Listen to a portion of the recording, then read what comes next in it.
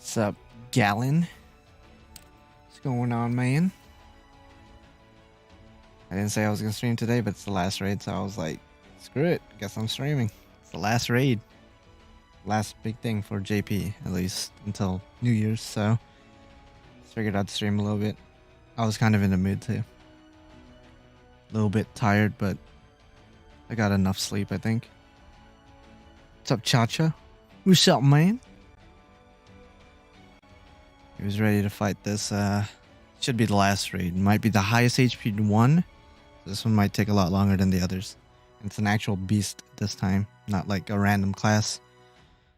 And it's gonna be a brand new enemy. So it's gonna be interesting seeing the design, animations, what exactly we're facing. Hopefully I'll be able to one turn it. My plan is to bring Enkidu and try to one shot with my Noble Phantasm. I'm assuming she's going to be a threat against humanity, so I don't think there's going to be a part 2 for this chapter because it's built like an event, not like a traditional Lostbelt, where it still has a story and it's still considered a Lostbelt, but it's scheduled like an event. So I assume there's not going to be a part 2. That's my assumption, but could be wrong. So 3 more minutes until the new beast drops, beast number 4, which is interesting because the previous beast number 4 was Foe, hence his name. But I guess Tomo decided to replace him. I guess happens. I guess if Grands could be replaced, then Beast, that makes sense too. That definitely makes sense. So my plan is just to go Buster all in, Black Grill, Enkidu. Enkidu should be able to at least stun her, because she should still be divine despite being a beast. As for being a threat to humanity, I'm just guessing. I mean, I think she was back in Lostbelt 5. How's my Christmas? My Christmas was good. It was good. No real complaints here. Just was really tired. Like towards like midnight time, I was like getting a headache and I was like, shit, I should have got more sleep, but I didn't. But otherwise was pretty good. How about you guys? You guys got a good New Year's, or not New Year's, fuck, holidays.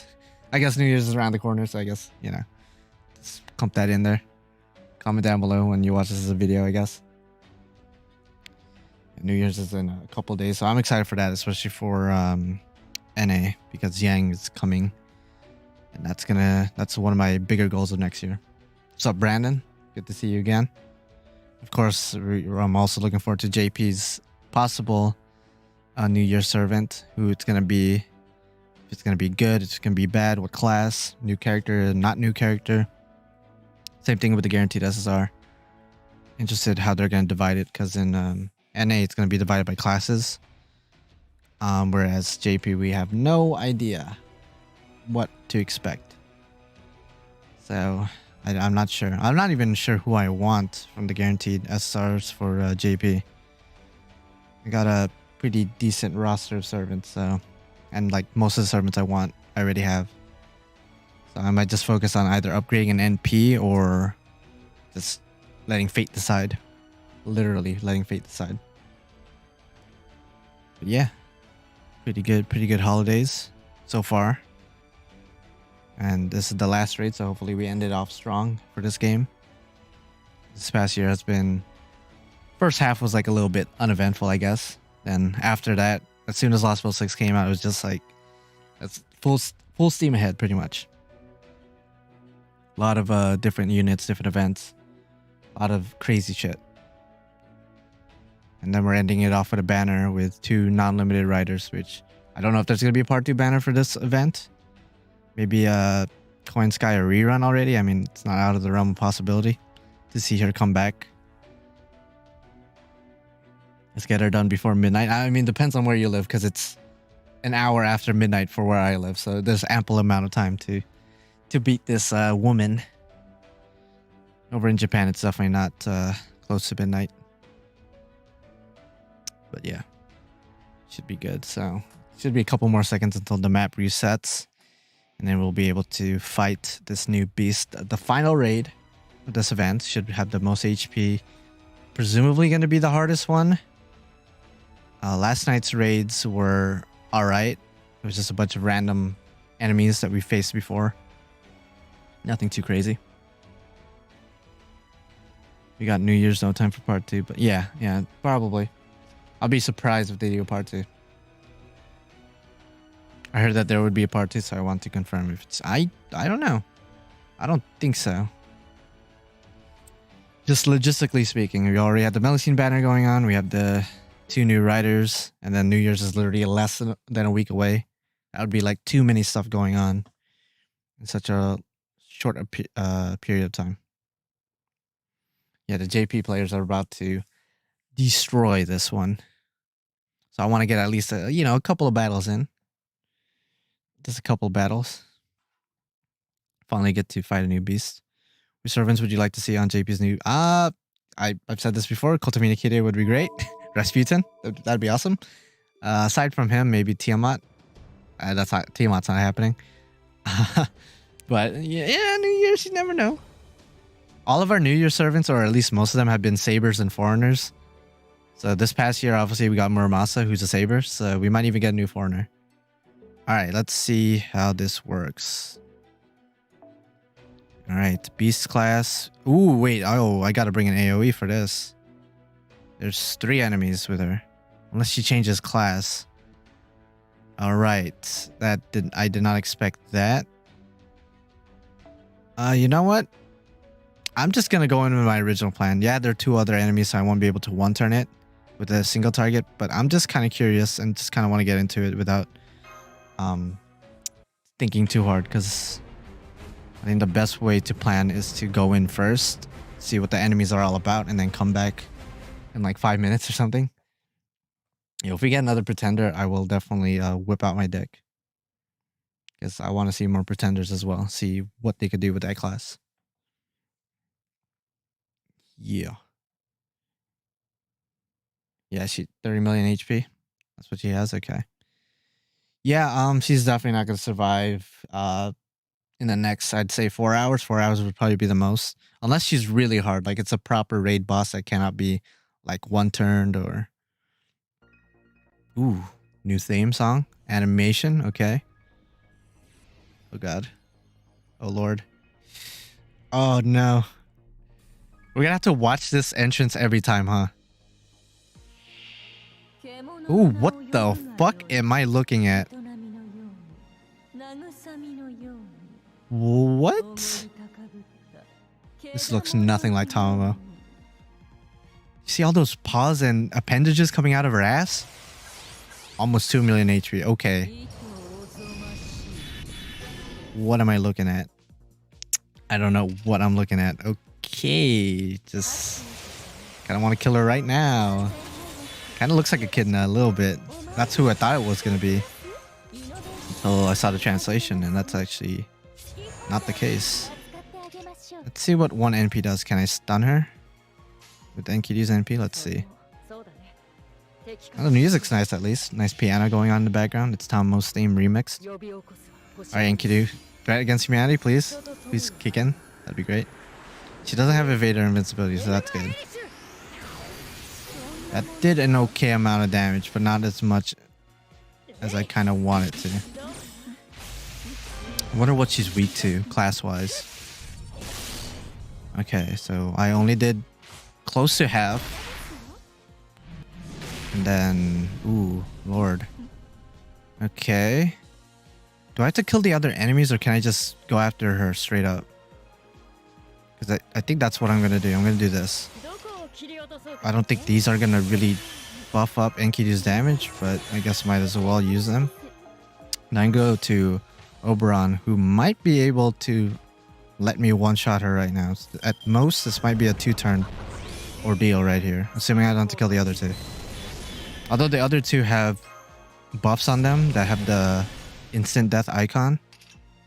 So I'm assuming if I kill them, then I get instantly killed, which probably prevents us from, or deters us from using AoEs. Okay, this might kill. I did use Oberon skills this time. Oh, the other enemies will drop mats. Oh. Noted. Really noted. Okay, that killed. Overkill. Nice. I didn't see quite how much that did, but now we know we could kill her. I mean, she dropped mats. I don't I don't necessarily... Yeah, okay, so the battle's finished after we kill her. Okay, so 2 turns. Nice. Bet. I mean, they drop... She drops items by herself. I don't know if I necessarily want to waste time doing that then. I don't know how much Enkidu did by himself, though. Because it kind of went by fast. Okay, so 2 turns. Not bad for the first run, I guess. I guess so. I don't know what she's weak against class-wise. I might stick with the same strat. Honestly, might stick with the same strat. I don't think I want to kill the other 2 enemies. Because if I bring an AoE, it's going to slow me down tremendously. I feel like.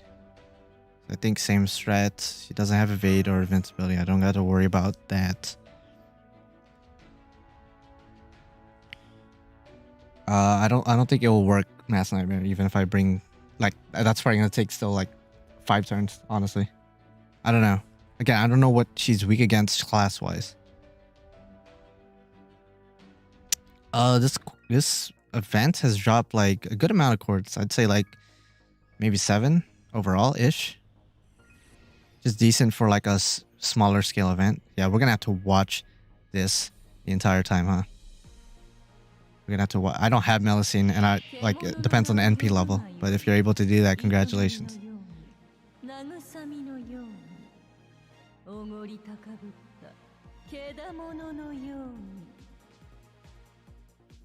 Alright, so if I kill the other enemies, do I get instantly killed? Because they have a buff on them, so I'm not sure what exactly happens if I instantly kill them.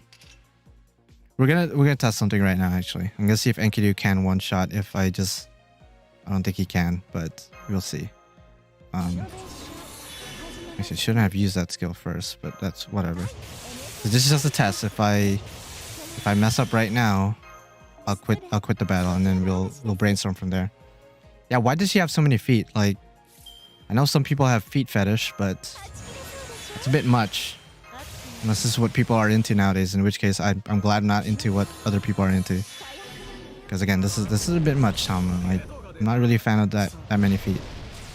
That's a lot of swollen ankles you could potentially get if you do a lot of cardio, you know?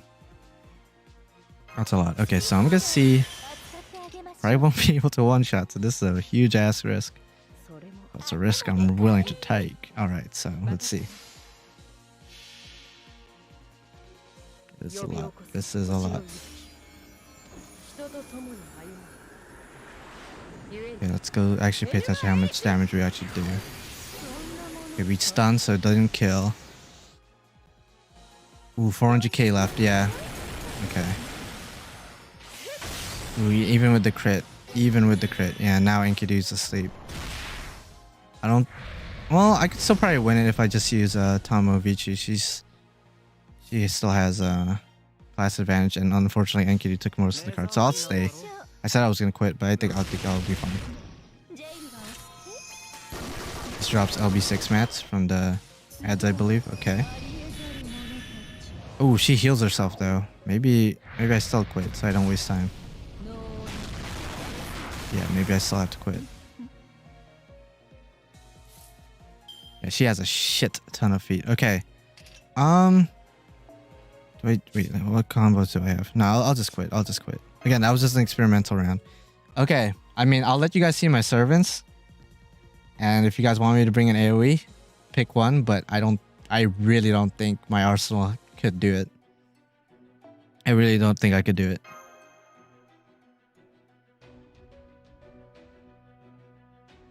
NP charge CE for Coin Sky. Maybe it just I want to actually have the QPC on me.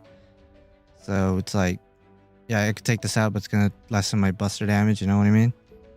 Unless I don't bring a buster servant, then sheesh. Okay. Let's see. So this is what I have. Again, I don't think any of these servants will be able to one-shot her.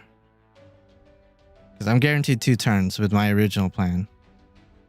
But if you think I could one-shot her in 1 turn with an AoE, which is asking for a lot already. Morgan? Ooh, nah, Morgan. See, my Morgan has a high NP level. Don't get me wrong. I don't think she's gonna... Does she do neutral damage? Because if she does neutral damage, there's absolutely no shot. no shot she's doing that damage. I'll even like replace one of these CEs with an extra boost in power. I doubt it. Again, this is for experiment. I don't necessarily need to keep your materials, but this is just to for experimentation purposes. And again, it's possibly a waste of time, a big waste of time on my end, because I know at least I could do 2 turns with Enkidu, but I just want to see if I can. Again, possibly a big waste of time. Do I use Oberon skills? I assume I do, because I seriously do not see a shot or a timeline where I could kill her without like a full combo crit, and like if I was that close enough, you know? I assume I have to use Oberon skills, because there's absolutely no way. Oh god, we have to watch this every single time. Yeah, fuck that. Ooh, fuck that. Yeah, it does slow down the rate a little bit. Alright, let's watch this. I don't even get, I get 1 card from Morgan, and it's a quick card. Okay. Already not starting out. Like, if it was a full combo, I could maybe see it happening, maybe. Alright, let's see. This is beast number 4, my guy. Assuming it's Tamamo's final form. Tamovici's final form. Alright, so we're gonna switch out to Oberon. Again, I don't really... I'll be surprised.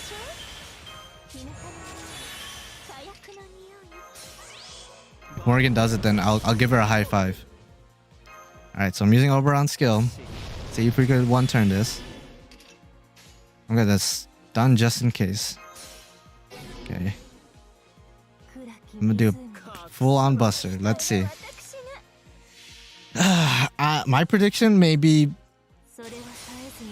900k. I'm like, maybe I'm downplaying her. I don't know. That thing kills something. Not even 900k. Yeah, so like I said, I really do not think... No shot. I think the reason why Melusine's able to do it is because she actually gives the bonus for this event. Absolutely no shot. No way Morgan's doing it. Even with a full-on crit buster, absolutely no shot. Oh wow, what drops did I get? What drops did I get, huh? Can I see my drops? I'm clicking on it. Okay, I get the... Oh, I kind of do want those items. No shot. Absolutely no shot. I guess I could use Coin Sky herself. I don't have her though, is my point. So it makes sense why she's able to win. That's my point. That was my whole purpose of showing you guys my servants. I don't have her. Don't kill the mob. They give HP to each, but they also drop items. So it's like a conundrum of like, okay, I don't want to kill them, but at the same time I kind of do. Yeah, exactly. So I really, yeah, no, I think you've been using Ibuki with really good results. They're not really telling me if it's a one-shot, because I kind of want it to be a one-shot, you know? But we could try Ibuki next. I mean, Ibuki, I trust Ibuki, you know? Huge Ibuki fan. I actually met her at a Anime Expo last week, you know? Got her autograph. Great person. Alright, I'm gonna go use her, see what happens. Oh, Lord. We actually went out and went to Denny's. She got some pancakes. I got some, I was gonna say fries. They don't serve fries. I think they do, actually. Never mind. Let's just say hash browns. No, Alex, I could see 1-turning this being a possibility. Enkidu got really close, so if there's somebody, a single target, even better for this quest for Enkidu that has a bonus in this event, I could see this being 1-turnable. Absolutely. I wouldn't call it a date. I would say we just went out, had a nice casual dinner. It was really nice. She eats a lot, believe it or not. She eats a lot.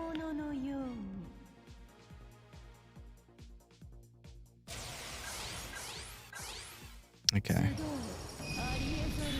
Absolutely. Okay. Okay, let's just Do the usual stick. Even this.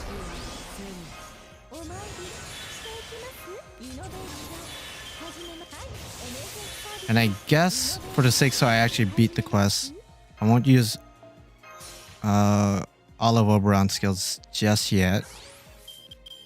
Because this should do a decent amount of damage. I have a full combo, I have crits on my side. This should do a decent amount of damage, and then I'll NP again next turn. I won't use oh! Ibuki has... Okay, Ibuki might actually do it. Enkidu's very close to one-shotting, but not quite. Sophia. Very close though.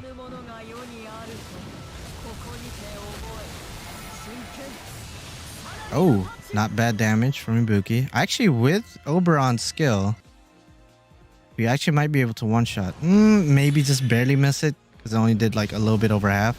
Okay, she does get HP back because they killed the other enemies, but... Ooh. Okay, we have a new strat, guys. And she is stunned. Okay, yeah, we have a new strat. Alright. We're doing this. We're doing this now. Now I'll get the Buster buff. And just to extra double make sure. Yeah, okay. We got it. So, 2 turns. I'm cool with 2 turns. I'm cool with two turns. Maybe asking for 1 turn with my arsenal is asking a bit too much. I think we got it. We got it. I think Ibuki is the way to go.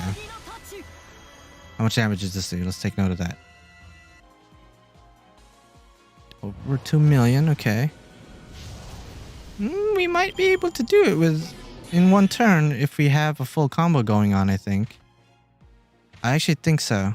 With Oberon's buffs, I actually think we might be able to 1 turn this. It kind of relies on RNG. Let's see how many drops we get. Whoever suggested Ibuki, I'll personally meet you, right? Send me your address on Discord or Twitter, and I'll personally meet you and give you a hug. And I'll buy you Denny's too.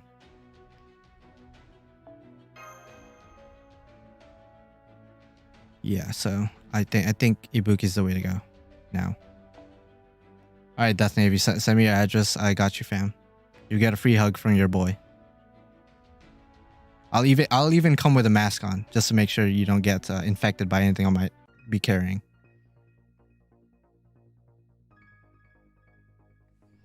Yeah, that's what I'm thinking. I mean, Ibuki has 3 Buster cards. I'm sure if RNG's on my side, I think 1 turnable is definitely possible.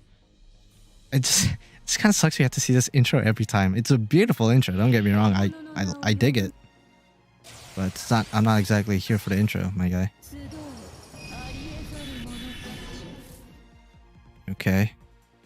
We do have 1 Buster card. It's not a full Buster combo, but I think we got it. I think we still got the 1 turn action. I think we still got it. I'll gladly eat my words if I'm wrong. Oh, you can skip the intro? Oh shit. Well, I'm gonna do this shit next time.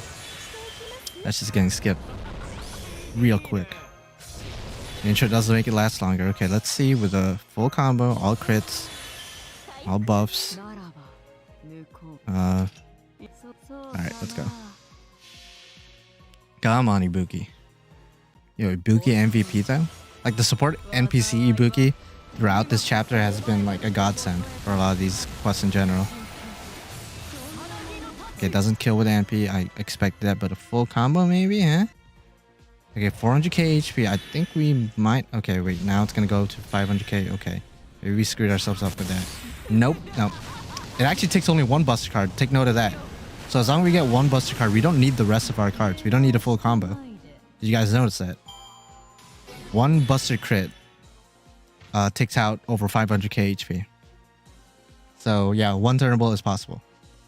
Alright, Ibuki, I see you. I spell you. And by the way, I paid for Denny's, by the way. Sheesh. What's up, Ibuki? What's up? Alright, let's see. Let's get some more Koyanskas Kayas in our team. Yes, sir. Let me take this one. That one has the CE.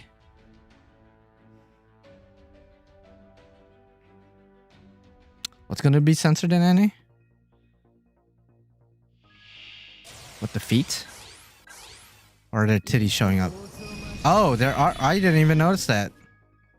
All right, thank you for pointing that out, because I definitely would not have noticed that. She has like 8 layers of titties, just hanging out. Bet. I did not notice that at all. My eyes are forever scarred. I thank you for that. All right. Nice. And I'm not one to judge. I mean, if you got big ass titties, that's great. I don't know about like 8 separate titties, you know. That's a bit much for my taste. At least for me. That's a bit much. I don't think NA is gonna censor. I don't think so either. It's really not that bad. If it was like full on, you could see the nipples and like hair shooting out of it. Yeah, then I mean there's nipples, yes, but it doesn't look like real titties, I guess you could say, you know. Not saying she got surgery. I mean, if you want surgery to enhance your titties, by all means. Oh wow, we did more damage than last time.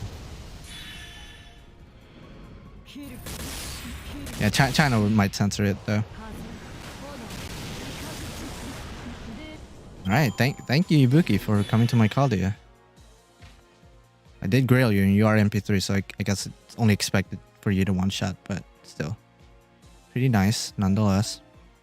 And we are getting the new Lostbelt 6 items, as well as an assortment of skill enhancement items, so that's cool. Would 2004 be good instead of plug, since Oberon skill doubles it? I don't think so. I think you definitely need Oberon for this. Ibuki is 100% the strat. As long as I get one Buster card, I'm good. And even if I don't get a Buster card, I could just stun Tamamo with my Mystic Code, which will essentially skip the turn. I mean, the other 2 enemies will attack and waste time, but still, it's not the worst thing. Can Ashio one turn? I doubt, but I'll be surprised. Okay, so we got 1 Buster card. Like I said, Ibuki has 3 Buster cards naturally. So really, I'm not too worried from a statistical standpoint about getting at least 1 Buster card. It's really not going to be the end of the world. Okay. Nah, I don't think it's going to be... It's really not that bad. If it showed like a dick between her fucking titties and it was like squirting out dick cheese every 2 seconds, then yeah, that would be censored 100%. But it's, you know, it's just cow titties. That's all it really is. I mean, it's not that bad. Just extremely large cow titties. I find it interesting that like we're using a snake goddess deity to take care of a 9-tailed fox. It's like Naruto but reverse. Never watched Naruto. I watched like half an episode and I was like, yeah, this I could see why I never started the series. No offense to Naruto fans out there. It's just not my cup of tea. That and it's really long. I don't want to watch through that. It's a lot to watch there. Is there any quick servant that could one turn this? If she still has the female trait, maybe Jack, but that's like a shit ton of buff stacking, maybe. Otherwise, I really do not know. Absolutely have no idea. I just came into the stream and I suddenly hear cow titties. Listen, I'm gonna let you look at beast number 4 real quick. Like the enemy I'm fighting. Just look closely. If you can't really tell, go find a high resolution image on Google or Reddit or something. Look real closely at beast number 4 and tell me those are not like a couple of pairs of titties just hanging out. I'm just saying. It's right there for the world to see. Thank God for Ibuki. I really don't think, if I didn't have Ibuki, I don't think I would be able to one turn this in this capacity. I really don't think so. I don't think there's anybody in my arsenal who could do what she's doing right now, so shout out to her. She does give an event bonus, so of course it makes sense. But still, pretty nice. Pretty nice stuff, regardless. Ooh, wait.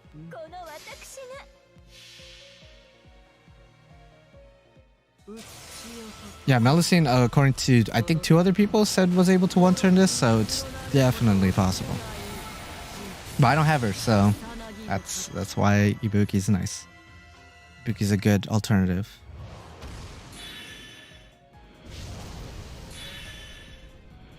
Absolutely.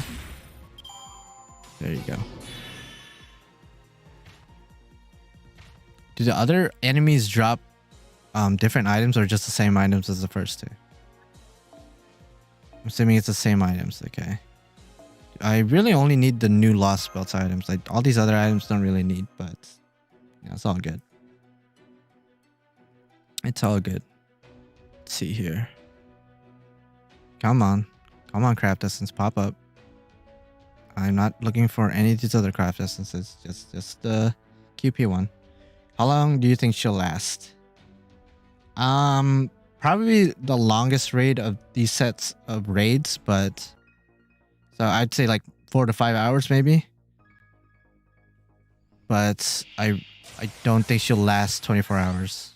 I mean, the dent on her HP so far is really small. It's the smallest so far that I've seen in this time span. So she'll last longer than everyone else. But once people get the hang of one-turning her, it's game over. I'm pretty sure. There's no playable team out yet because DW or Aniplex or whoever the fuck doesn't like us. Doesn't like mobile players. But, you know, the arcade players, they love. They love them. They don't love us, though. We're like the bastard child. They're still gonna feed us, but they're gonna feed us like the shit, like leftovers, like little meat off the bones, you know. That's all they're gonna give us. But Arcade's getting all the good food. Yeah, I'll give her like 4 hours and 30 minutes.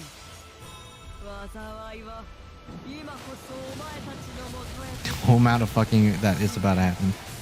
Absolutely.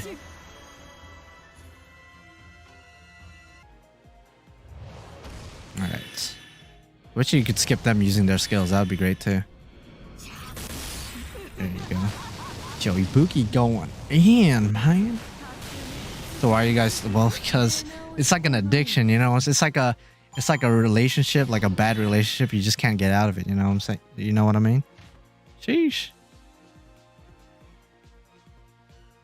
Like horrible relationship, but under the sheets, in the bed, amazing. You know what I mean? It's just hard to get out. It just be like that, man. I don't know, Alex. I mean, maybe we'll get that or get her.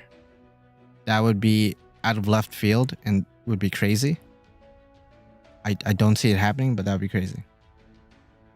This raid sucks for my time zone, which I didn't stay up until 1 a.m. every day. Jesus. I mean, it's 1 a.m. where I live. So yeah, it kind of sucks for me, but at the same time, I am a night person. I'm not really a morning person. I usually stay up pretty late as it is, so it kind of works out for me a little bit. I got 3 turner with NP1 Melusine. Okay, not bad. Especially for the NP1, not bad at all. So far, we haven't had bad RNG. We've been getting an Ibuki Buster card this entire time. So like I said, RNG's not that bad. Absolutely. Is it me Daji servant vibes? Absolutely. I cut my balls off if Tiamat comes. I don't know if I'd go that far. I would cut maybe somebody else's balls, maybe if you volunteer, because you're willing to cut your balls anyway as it is. So if you like come to my place, I'll cut it for you, right? If Tiamat does come out, but I don't know if I'm willing to cut my own, you know what I mean? They would have to release Tiamat, Kotomi Nikide, and like Moses, all 3 of them in one, for me to even consider cutting my balls off. Absolutely. Good damage, Ibuki. Summer Tama might work from what I'm seeing. I mean, it makes sense. He does, presumably, does extra damage against this boss. I'm surprised he hasn't been useful for almost 5 years. I feel like that's not. I feel like that's an exaggeration, because she is a good lancer. Just, you know, there hasn't been that many quests. I guess maybe this is what you're trying to say. There's not that many quests that calls for her to be used over other lancers, I guess.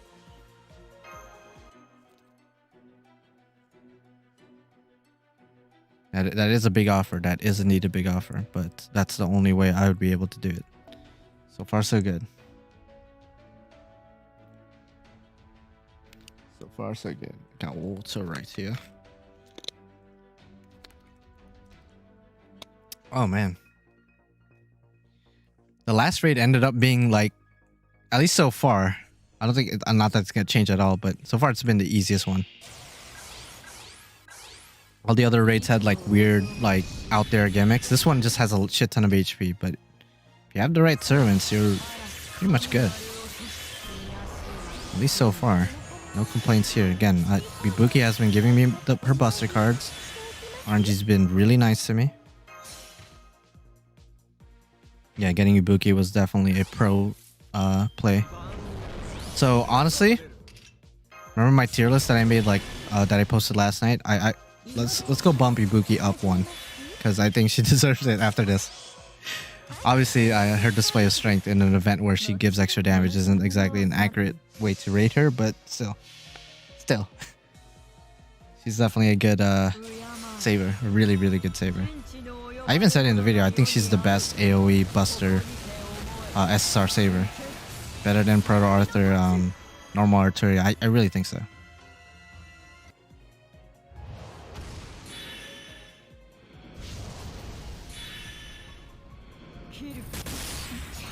The last raid only lasted as long as Searcher did. Yeah, pretty much. I mean, it was just a bunch of like random ass enemies. I didn't really farm those that much because again, Christmas stuff going on. That, and I didn't really need any of the items. What are we gonna do tomorrow? We're probably, you know, just daddy chill, you know. We have lives outside of FGO, hopefully. Hopefully you guys have lives outside of FGO. Just, you know, raids are over. You could lie down, relax, watch the sunset. You know what I mean? Go watch the Spider-Man movies, which I highly recommend. You know what I mean? Would Kiara actually... I don't know. I don't think so. I really don't think so. Just here for a second. Is the beast confirmed to be mature or is it LNR? I actually have no idea, Nagisa. I have no idea. The translation says beast number 4. It doesn't say L or R. None of that. Like it does with Kama and Kiara. So I'm assuming this is just straight up beast number 4. Because if you see in the top right, it doesn't say L or R like it does with Kiara and Kama's beast forms.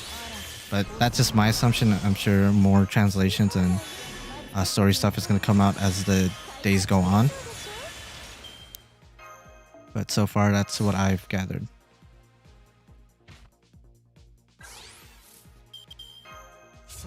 Summary Kiara works in third form. Okay, I see, I smell it.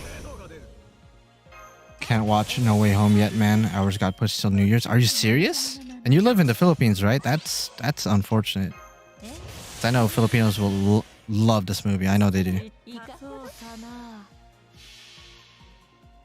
If it doesn't show LNR, then a Grand Servant will appear likely. Ooh, maybe. I don't. So far, I haven't heard anything about a Grand Servant showing up, and we're already in the thick of it where we're fighting her. So, if he or she hasn't shown up yet, I don't know if he or she's gonna show up at all. That'd be interesting. Maybe for like a split second, maybe towards the end, he or she shows up, and then that's gonna be our New Year's servant. That would be kind of a crazy play if they do that. You can't see it till January 8th. Damn. I wouldn't be able to wait that long, my guy. I'll be honest. I'll find a way to like stream that illegally. I would not be able to wait that long, especially with all the spoilers that's already getting released out in the public. I'm just like, Jesus. People have no chills. She does need all 9 tails, that's true. But the fact that she's already classified as beast number 4 and not like a censored out beast like she was before, I don't know. Maybe she is, maybe she isn't already a beast, but it literally says it up there.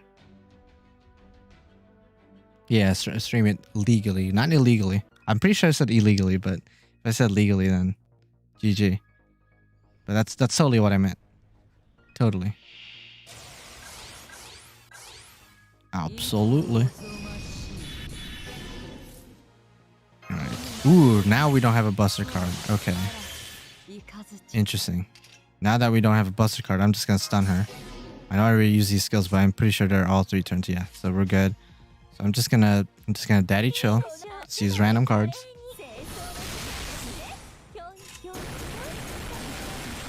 I'm not gonna confirm or deny that, Alex. I've already watched the movie and I don't want to spoil it for anyone else, including other people in this chat besides you and me. So we're just gonna rush over that. Oh, still no Buster Cards. Are you serious? We're gonna wait till the last turn. Okay. I'll do that. The one time we don't get it and we have to wait till the third turn. Okay, bet. It's fine. As long as you don't kill all my servants right now, then we're fine. Okay, that's cool. Just daddy chill. Just daddy chill. It's fine. Okay, she gets 2 attacks. I didn't realize that. Okay, see now look at all of your Buki's cards that showed up. We had to have waited, of course. Bet.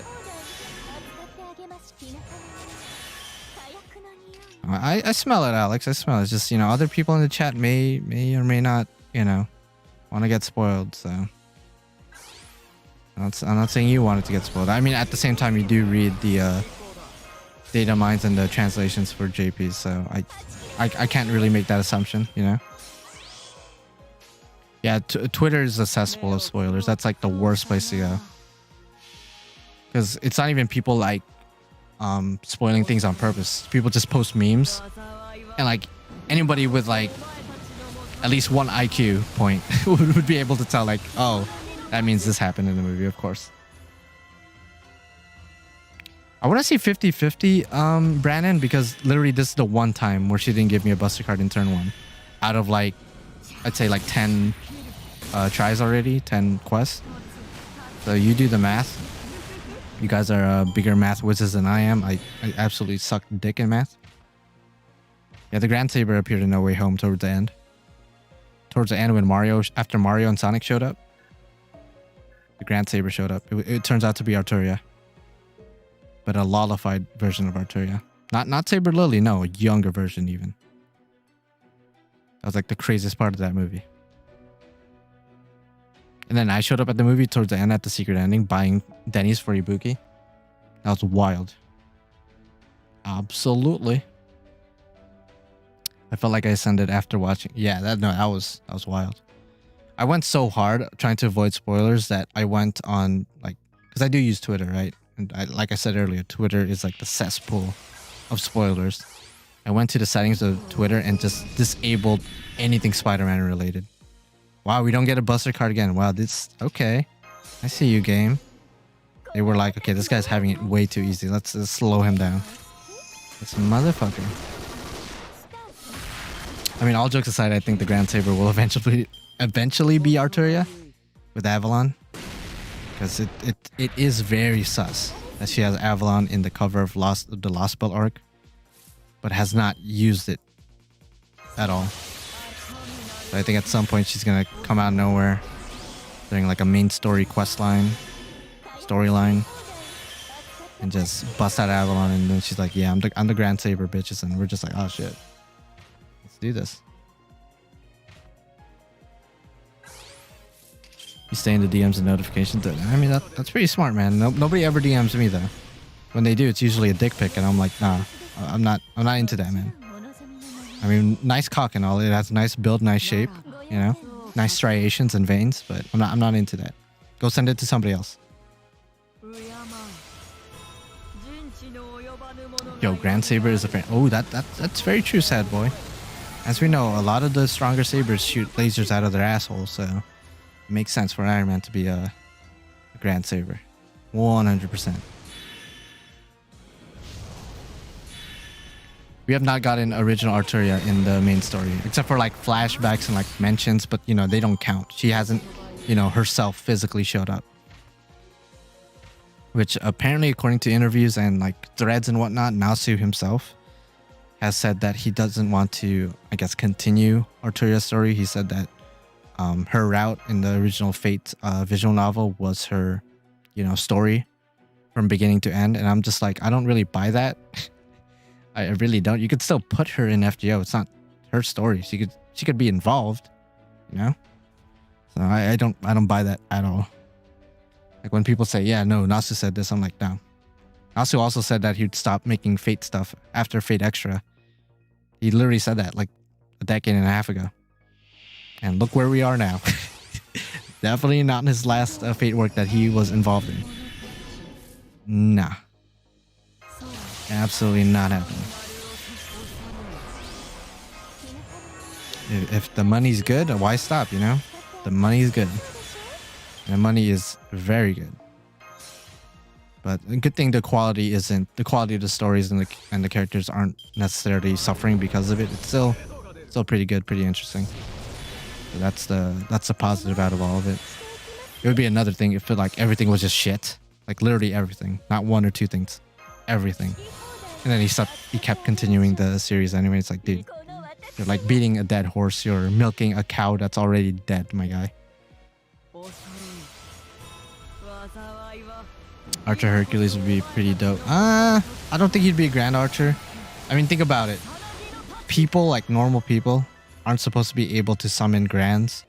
And spoiler alert for Strange Fake, he gets summoned. Archer Hercules does get summoned, so unless he gave up his Grand status like the other Grand Servants we are able to summon in an FGO, I don't think he's the Grand Archer. They would make it a much bigger deal if he was. Not saying Hercules isn't a big deal, but like a bigger, grander scale entrance if he was.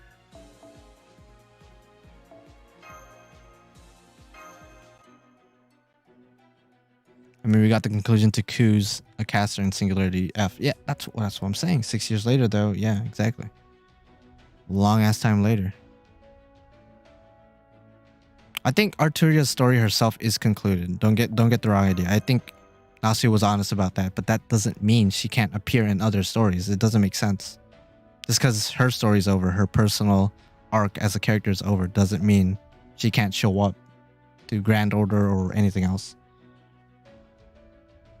But see, Chacha, that's what we're assuming. That's what we're assuming. We don't know necessarily if he did. That is an assumption based on the little information we have. His servant could be like Kinshi Huangdi, who has a Grand Servant, container, but isn't necessarily a Grand Servant himself. It could be in a similar case. And plus, we kind of could tell he's not necessarily a normal person. He's definitely far from normal. I mean, most of the Lostbelt Masters aren't really, or Lostbelt Cryptors aren't really normal per se. Kadok was like the only one that was like close to normal. Everyone else was like abnormal in their own way. So I highly doubt David, the last Cryptor that we're gonna face in the Lostbelt arc, is gonna be a normal dude. Like his backstory is like, yeah, I used to work at GameStop and then Kalia approached me because they could sense my mana and they just hired me. I highly doubt he's gonna have a normal ass backstory. Absolutely not happening. He's gonna have a crazy backstory that everyone's gonna shit themselves with. Yo, watch David himself be the Grand Servant. Yo, bet. Sheesh. That'd be next level busted broken. Yo, Grand Savior Jesus would be an acceptable thing. In my head, I still kind of want Jesus to show up in the game as like a lolly, just so people would go ape shit. Because gender bending is like, we're kind of used to that. Lollifying, we're used to that too, to a degree. But imagine they take Jesus, arguably the biggest figure in modern human history. Arguably, everyone knows him. Whether you like him or hate him or you believe in him, everyone knows him. So imagine him getting released as a lolly. That'd be great. I would honestly roll for him just for that. Even if he's like necessarily not the best servant. That'd be Dummy Busted Broken the third. Okay, let's go take this coins guy. We do need lolly Jesus. Exactly. We got Jesus in other series. Not a Fate series, obviously, but he has appeared in other fictional works. So it's like, yo, just bring him in. And then we'll be good. We'll be good to go. Jesus Christmas Welfare. Yo, bet. What class would he be? I mean, I said Savior. I guess Ruler makes sense. Like one of the more quote-unquote normal classes. Ruler would make sense. Maybe a Caster. Caster would make sense as well. I would be surprised if he's anything else. That's a lot of like Mesoamerican / Latin characters you just named, Alex, or people, or deities. Like 2 of them are deities. Cortez is obviously an actual dude. That'd be interesting if they do something with that. Just because the next Lostbelt does take place in Central America, so that would be interesting to see more Aztec, Mayan stuff implemented into Fate. So far, it's like Jaguar Man and Quetzalcoatl, the only two Central American characters I can think of from like Aztec, Mayan, Central American lore. Absolutely. I mean, if Christopher Columbus could be a servant, I could see Cortez being a servant. I just don't know what, class or rarity or how significant he'd be, because Christopher Columbus is arguably a extremely well-known figure, particularly here in the US, obviously. But still, pretty big. But they made him a 3-star and they made him a douchebag, which, I mean, fair play. It's kind of accurate, but still. Yeah, true. No Filipino servant. We'll see. If they get a Filipino servant, they should call me up. I'll do it for free. I'll voice act for free. I'll do it. Just give me like a hot dog or something. I'll be glad to voice act for them. Okay, I just noticed no buster card, so I'm gonna go ahead and do what I did earlier. So that's 3 times where I didn't get a buster card. So again, the rates aren't bad. The RNG hasn't been that bad. Stun, so the turn goes by a bit faster. There we go in. Yeah, Jose Rizal is like the one Filipino, I guess, figure that is like one of the biggest heroes in Filipino history, Filipino culture. Like, you go to the Philippines, he's like the first motherfucker you learn about. So I'd be surprised if he's like somebody they wouldn't consider as a future servant. But then again, there are also other figures and even like folklore and other legends that they could add to Fate from Filipino culture. So I feel like it's just a matter of time, because they always like bring low-key cultures out there. Not saying that Philippines is like a low-key culture, but I mean, comparably speaking to like the US, Japan even, and this is a Japanese game, so it makes sense that there would be a lot of Japanese characters. Like, if this was a Filipino game, which I don't know if it would be as successful, I'll be honest, but if it was, yeah, it would have a lot of Filipino, I guess, entities and characters representation. Oppenheimer would be interesting. That'd be interesting. We know what his NP would be. He would just play his entire like speech when he was talking about like the bombing. As long as Filipino crybabies on Twitter won't notice. Damn, got him. You'd think I'd be offended as a Filipino, but I'm whatever. Yeah, we are. The Philippines is a neighbor with Japan, but I guess they just don't give a fuck. They're just like, we don't care. We do not care about you. And I'm just like, okay, I kind of get it, but it'd be nice. Just again, call me up. I'll voice act it for free. Just give me like a hot dog or something. Ketchup and mustard, hot dog bun. I'll be pretty straight. Maybe like a Diet Coke on the side. I'll do it. You don't have to ask me twice. And I guess a plane ticket to Japan, because I assume I would have to record over there. Unless they're cool with my mic setup and me voice acting from here, then I'll do it from here. It won't be the best sounding stuff because I don't have top quality professional sound design. I'll do it. Oh, that's cool, Brandon, that you had a blast. Assuming you had a vacation there. That's what I'm assuming, because you were there for a week. I lived there for like around 5 years, a bit more. Kind of grew up there. So my opinion is kind of different, but not gonna get into it, I guess. Yo, Guan Yu, yeah.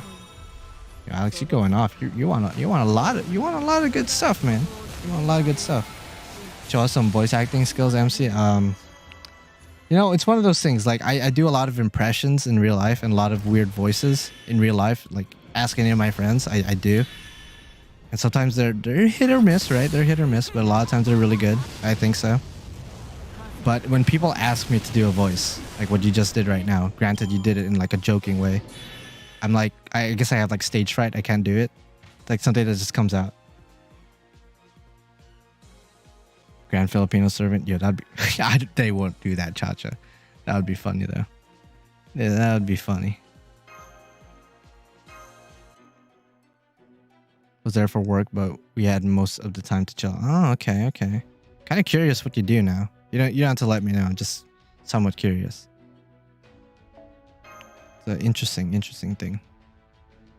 I will say Filipino food is pretty good. I was talking to my family about it, or my dad specifically, because we went to a burger place near us after we were done grocery shopping, right? And they have the same. I won't say what it is, just in case. I don't know. Just crazy people out there who might be able to track me, but they have the same burger place over in Japan. It's like a franchise, right? And I told my dad, I'm like, I think this burger place in the Philippines was a lot better. I think the burgers here in the US, at least in this particular place, pales in comparison. And I think a lot of it has to do with like manufacturing and the fact that, you know, the US is a lot bigger, a lot more, I guess, people. So they have to make lower quality food to make up for the fact that they have to pump out more food out there. Whereas in the Philippines, they have more time to make more quality, better, I guess, ingredients, actually care about what they're making.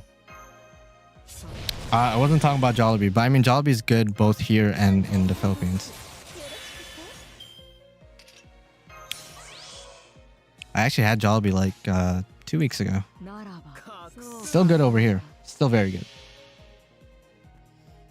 Absolutely.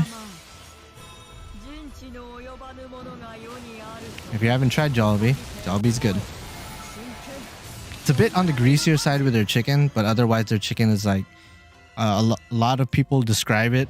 Like if you look at like American Reviews Jollibee or anything else in YouTube, because I went through like a binge watching what people thought, what non-Filipinos thought about Jollibee, and the common consensus seems to be this is pretty good. It reminds me of like home cooked fried chicken, and it's true. It feels like it's home cooked.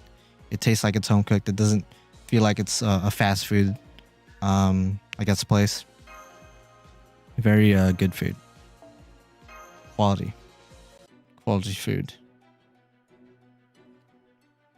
Yeah, kamikaze, exactly. Like we use like a lot of chemicals and random shit, whereas other countries would like to use you know, quality, real ingredients. Alex, if I were to say it, you would know. I highly doubt you wouldn't. But again, trying not to get docs out here, you know.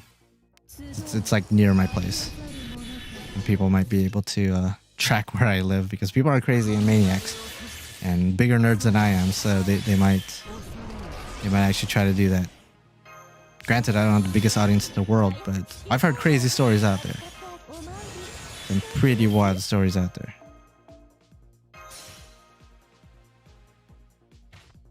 I like Jollibee chicken since it ain't dry, unlike McDonald's. Damn, got him. Yo, low-key too. Not that this was the place I was talking about earlier, but McDonald's in the Philippines was a bit better than the McDonald's here in the US. I think literally, I could probably say that about every fast food place that we share together. I think it was better over there as well. Like it's similar, but slightly better. It had the edge. Is Enkidu worth it here? I did use Enkidu earlier, and he's able to two-turn, from my experience. But after finding out that the other enemies drop items, and finding out that Ibuki could one-turn this, I'm just like, I'm just gonna use Enkidu. Or not Enkidu, Ibuki. I keep staring at her titties, if I'm gonna be honest. Every time I look back on the screen, after looking at the chat, I'm just like, those big-ass titties are just in my face. Like, bruh. It's kind of hard not to look. It's kind of hard not to. She literally has titties hanging out, man. What the heck? I'm about to see some weird fan art in the next couple of days pertaining this beast. I could see a lot of people making some really crazy shit with that. Again, whatever you're into, you're into. I'm not gonna kink shame as long as you're not hurting yourself or others. Unless hurting yourself or others is part of the kink and it's consensual, then I guess more power to you. But yeah, I have a friend that's into like blood play, and I'm just like, no, I would not be into that. Go Google that if you can't tell what it is based on the name. I mean, I'm pretty sure you could tell. And I'm just like, okay, yeah, that's not my thing. That's not my kink at all. I'm good. Yeah, spicy chicken from Jollibee. Dummy busted broken. Oh yeah, if you could find a Filipino that cooks, I'm just saying, probably should stay with them. Probably gonna cook some bomb ass meals when you guys get older. As you get older, your cooking skills get better as well. That's why I find out. At least he isn't. Oh well, if you're referring to my friend, it was a she that was into blood play, but yeah, she isn't into acid play as far as I know. It's been a while since we talked in depth about, you know, things like that, but I'm sure if I asked her, I'd find out some really weird kinks again. And it's not really something I want to pursue. Because I don't want to get into it too much, but she was, I don't want to say pure back in high school, but she was definitely not that freaky. But I guess it's one of those things you never know until like you actually experience it, you know? Because there's probably things that I'm not into that I could say right now I'm not into, but if I experience it, maybe I'm going to be like, you know what? That wasn't that bad. Scat and gore are the worst tags out there. Yeah, those are... I vomit. I vomit at the thought of those two things. And people into those, like, as long as you're not, you know, doing those things in real life, I guess, do Google what you want. Look at what you want. Ugh. Ugh.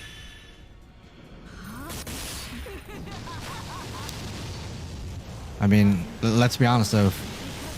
If we all showed each other's internet history or search history, we're all a little bit freaky inside. Let's be honest. Let's be honest. You could be somebody who goes to church every single day, not every Sunday, every single day, and you go pray at night every night, right? Get down on your knees and pray for like 30 minutes. You still probably like look up some freaky ass shit on the side, low key. Maybe that's why you pray every night, because you're asking for forgiveness. Maybe that's what it is. You like Google all these dastardly things, rub one out after like 30 minutes. You're like, damn, I just sinned in front of God. I need to repent. That's probably what happens.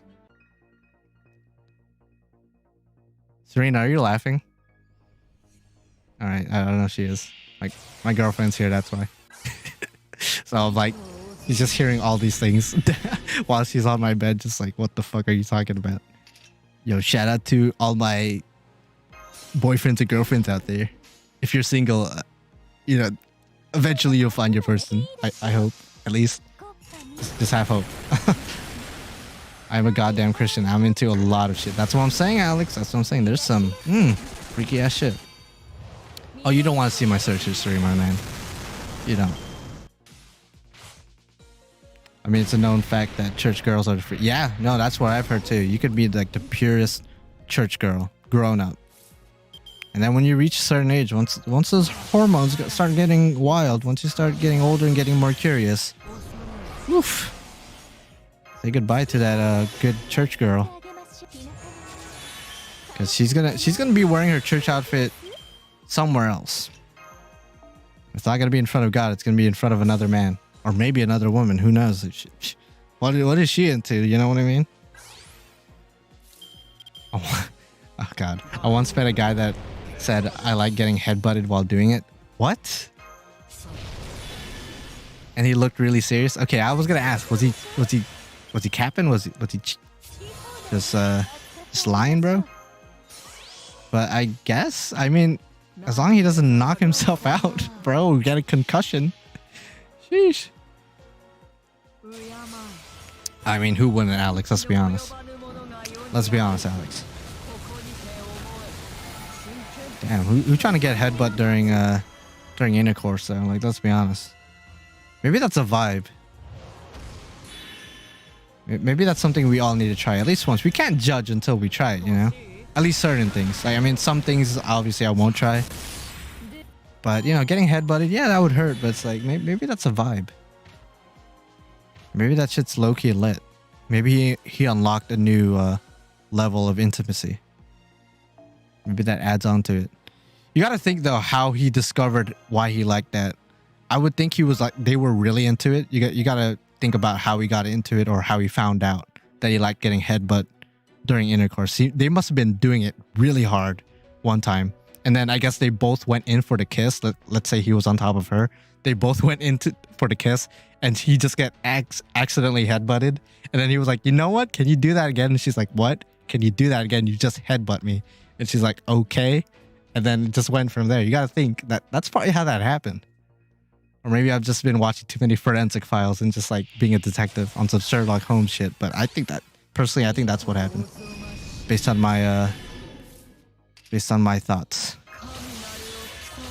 Shout out to that homie. If you want to talk, yeah, just let me know how exactly you discovered that. Because I'm very interested if I was right. My friend group called me the lewdest motherfucker out of everyone. God damn. And Filipinos are some lewd ass bitches, man. Let me tell you. Like, I don't think that's too controversial to say. We are very obscene and vulgar when we feel like it. By the way, I just realized as I was buffing really hard, I don't have a buster card. And I just used all my fucking buffs, including Oberon's sleep. Oh no, this is not gonna end well, huh? I might have to quit. Let's hope this arts crit will do it. Oh, I got really into that conversation. Sheesh. Other FGOs streamers talking about the game while we here talking about a fetish. Hey, listen. That's why some people watch me. Because I get down and dirty. Some people have literally said like, yo, your stream is a vibe. You're very different. I'm like, I appreciate that. But at the same time, you're listening to some messed up shit. So what does that say about you as a viewer? Ooh, wow, we did not. Yeah, I'm gonna quit. I'm not trying to stay here for 5 years. That was my bad, guys. I stopped paying attention for a sec. Goofy, poopy, skippy. I'm quitting. I could still probably win with Coin Sky or stuff, but I'm not gonna wait that long. Yeah, the vibe be different, Brandon. You're right. Tomboy abs. I want to lick them. So yeah, okay. If that's what you're into, man. Some girls that like to do some major sit-ups on some tomboy shit. So I'm not into that super ripped body, you know, when it comes to girls. But if that's what you guys are into, hey, more power to you. You like them striations, you like them veins. You like it when a girl could literally beat your ass if she felt like it. I mean, that's a vibe in itself. While me and my friend were driving at a place, he saw something Oh, I thought you said something. I was like, something. Someone jacking off on the sidewalk in public near the commercial places. I mean, as somebody who lived in the Philippines, it's not uncommon for people to be full-on butt-ass naked outside. I've never done that because fuck that. But I've definitely seen my fair share of dicks out there, you know? Specifically dicks. Not once have I ever seen like a vagina out there. Never. But dicks? No, they're out there, man. So you seeing a guy jacking off really isn't that surprising. Might be surprising to everyone else, but I lived in the Philippines. I know what I've seen. And I'm an open book. You ask me, I'll probably let you know. Probably let you know what's up. I have returned to listen to fetishes and loot stuff. Now this is why yeah, hell yeah, dude. Hell yeah, dude. It's a good vibe, though. It's a good vibe. Yeah, no, we're built different over in the Philippines, man. Well, I did it, my friend. Yeah, sure, your friend did. Sure, your friend, quote unquote, Alex. I'm sure you didn't see it. I'm sure. Wink, wink, nudge, nudge.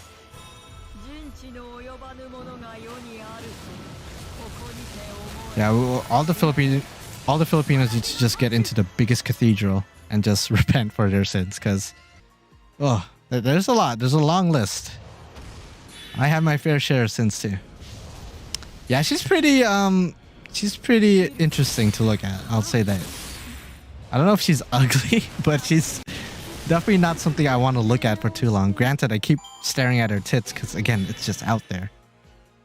Still. What the heck? Alex, you know, I always tell this to my friends, but... And again, this is not a controversial statement because literally Alex is a Filipino, I'm a Filipino. We could tell you guys for a fact. As people who once lived there or live there currently, yeah, we have a lot of homosexuals over in the Philippines. We are some of the gayest people on this planet. That's just a fact. You could Google gayest people on the planet. 9 times out of 10, Filipinos will pop up. I have an uncle who is obviously Filipino too. I mean, you could probably make the assumption. He has 2 boyfriends. So, I mean, it is what it is. It's just a fact. If we're not at number 1, we're definitely in the top 5. I'll be very surprised if we're not in the top 5. I don't even know if there's a statistic out there like the gayest ethnicities out there. We're probably there though. Maybe I'll Google this at the end of the stream. Okay, I don't have a buster card, so I gotta make sure I pay attention. Let me go stun her. I'm glad she could get stunned. That's very useful. The only good thing about her is her upper portions and foof. Yeah, I think, you know, you got a point. I would pet her, probably. But would I do anything lewd with her? Probably not. I'll probably pet her though. Maybe I'll touch one titty. Maybe just one. Not in a sexual way. Just because I'm curious. I'm like, how does this feel? Because this titty is as big as me. And there's like 7 others. You know? We're all curious how it feels. Is it hairy? Is it fluffy? Is it rough? I don't know. I don't want to pet it. As for the feet on her ass, I don't know if I want to touch that. That's a lot of appendages. Unless she turns around and gives me a handshake with one of those appendages, then I gotta oblige. I gotta be respectful. You know, nowadays in 2021, going on to 2022, we can't be disrespectful to anyone, even in a joking manner. Otherwise, we'll get canceled. So I'll probably reluctantly shake her one of her many hands. I'm bi, but I have a shit ton more of boyfriends and girlfriends. God damn. Alex out here, man. Alex out here. Shout out to Alex, man. You a pimp out there in the streets, huh? My coworker got hit on by 2 dudes and 1 girl at the same time during our visit. Holy shit. God damn. I mean, again, it really do be like that. Even somebody like me, I would like to think I'm straight. At least I think I'm 100% straight. Who knows? Maybe that'll change in the next couple of years. I don't know how. But I make a lot of, you know, semi-homosexual jokes here and there. Especially when I talk about Gilgamesh. I'm like, yo, I want to lick his abs. That's not really a straight thing to do. But I would do it. Yeah, I am a simp. So in some cases, I show some of my Filipino, I guess, genes. Because I think it's just a genetic thing. Deep ingrained into our culture. After thousands and probably millions of years of a lot of homosexual activity from my ancestors, I guess I just passed on. Shout out to all my Filipinos out there. If you're Filipino, press 1. If you're not, I guess press 2. If you're half, press 1.5, I guess. Oh, long distance, I see. Still a goddamn virgin physically. Goddamn, bro. Oh, that's all good, man. You're saving yourself for marriage like a good church boy. I understand. 1.5. Oh, Alex, you're 1.5, but you probably have a lot more Filipino in you, though. To be honest. We got a lot of 2s here, though. We got a lot of 2s. I smell it. So nobody else here is Filipino but me and Alex. We're just talking about some Filipino ass shit, and then everyone's just like, I don't know what you guys are talking about. Okay, I just noticed just now I don't have a buster card, so I'll stop with the buffing. I'm glad all the buffs last 3 turns. Let me just boop and do Dios. Ah, Chacha's a Filipino. Nice. All 3 of us, 3 musketeers. Let's go. Do you count? It depends. Look in the mirror. Do you look like a Filipino? And then you come back and tell me. As Filipinos, we have a very distinct, I guess, physical features. You know, we're Asians, but I don't think it's too controversial to say we don't really look that Asian compared to other Asians, you know? We're like a mix. I mean, we are, like, historically speaking, we are a mix of Spanish and Asians. So we have like a bit of Spanish on our facial features. You could tell I'm Asian, obviously, but you know, some people always say, "Are you like part Mexican?" I'm like, no, I'm not. At least I don't think I am. Do you like Balut MC? No, I don't. If you guys don't know what that is, you could Google it. I'll save you guys the trouble. It's basically, how do I explain this in the best way possible? It's a half, I guess half would be a decent way to say it. A half-developed chick. So it's like when you boil an egg from a supermarket and you open it up, it's just an egg. It's just a normal ass egg. Balut is basically you boil the egg, you open it up, and the chick is literally in there. Half developed. You could see the beak, the feathers, the eyes. Its fucking tongue is hanging out. And people eat that shit. And I'm just like, I'm not eating that shit. Fuck that. I don't care how it tastes. That shit look weird, bro. The texture look weird. Like if you Google or you go on YouTube of like Americans trying balut for the first time, 9 times out of 10 they're gonna be like, what the fuck is this shit, dude? What the fuck? Yeah, that shit's ugh. See, I'm a texture kind of guy, and I could tell the texture of that is awful. The taste could be phenomenal, 100 out of 10, but the texture is probably like really weird. Because I remember watching a video, like I said earlier, there's this dude who was trying it for the first time, and he was like, "Oh god, I could feel the beak," and I'm like, "Oh, this is why I don't want to try it. I am not trying to eat a fucking half-developed beak, my guy." Ugh. Yeah, this is beast number 4. Yeah, it basically has feathers. It's like, it's so old you could literally enroll it into, not even school, to college, bro. You could apply for college. I'm not trying to eat a student. It's weird.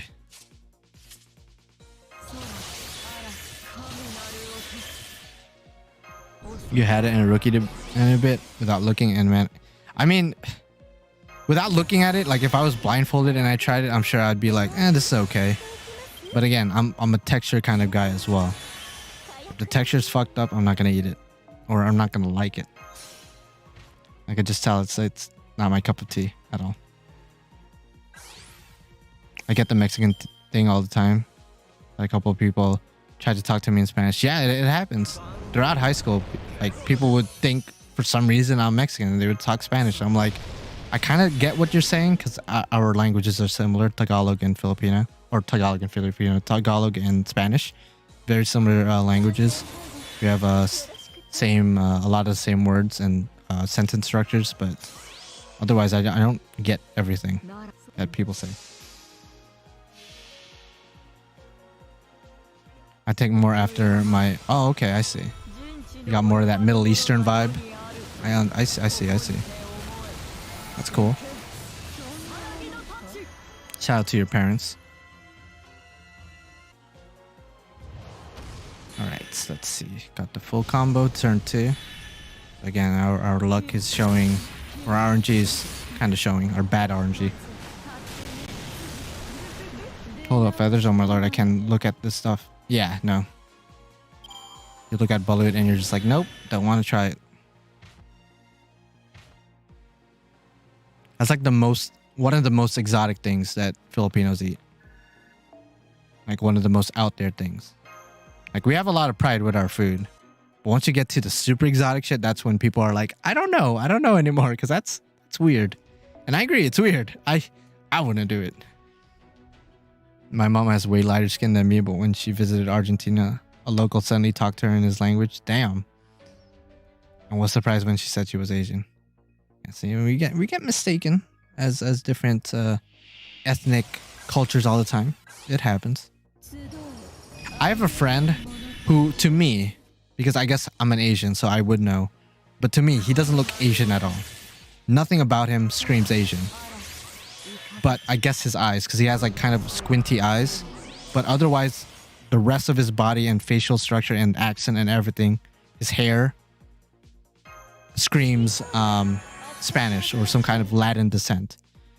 But people always mistaken him as like Chinese or something. I'm like, how? He doesn't look Chinese. He doesn't look Asian. And again, I think it has a lot to do with the fact that I'm actually Asian, so I know how it looks like. I don't get offended, but it's just one of those things like, how do people mistake you as Asian? You don't really look like it. It's weird. It's just uncultured swines out here, you know what I mean? Shout out to all my friends. They're all uncultured swines. You can't tell the difference between an Asian and a clearly Hispanic dude.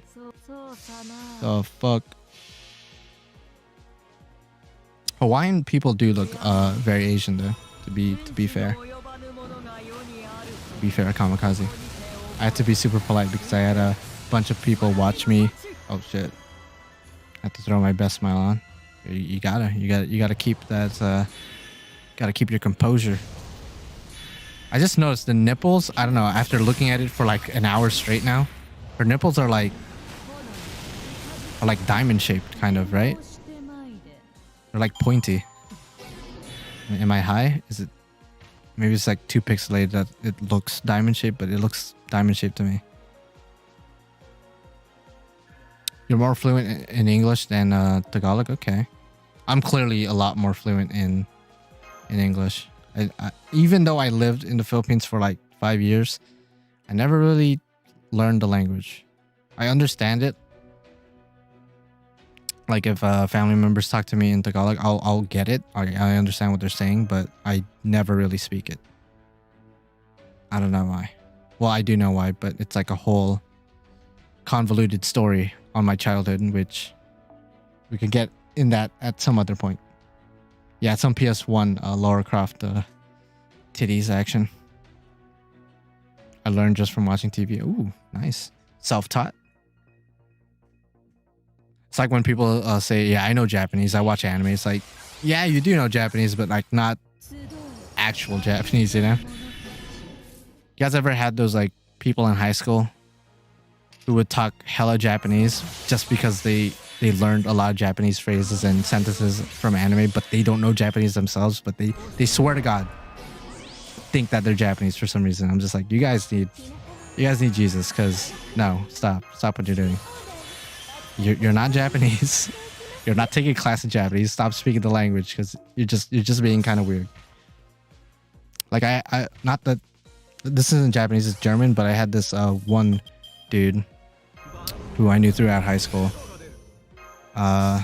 He was a quarter German, and he swore on everyone's life that he knew German. He knew how to speak German. But every time we would ask him, he'd go on Google Translate. And I'm like, okay, first of all, clearly you don't know German. You're going on Google Translate. And second, Google Translate isn't the best source to learn language, bro. If you're learning German from Google Translate, or any language for that matter, you need help, bro. Yeah, Japanese be pretty hard, man. It's a difficult language to... Well, it's easy in some aspects, but then once you get to the kanji aspect of everything, that's when it gets like kind of tricky. Like the writing aspect of it. Because I could say stuff like "Tore wa doko desu ka?" That's pretty much it. Like, where's the toilet? That's all I know. And then after that, I'm just like, oh god, I don't know anything. Took Japanese one, and that's all I got out of it. How to ask for the bathroom. So if I'm ever stranded in Japan and I need to use the restroom, I know what to do. Okay, I reached the QP limit, I believe. I just hit 2 billion and it's not going any higher, so I gotta train something or somebody. All right, bet. I think I want to append some skills actually.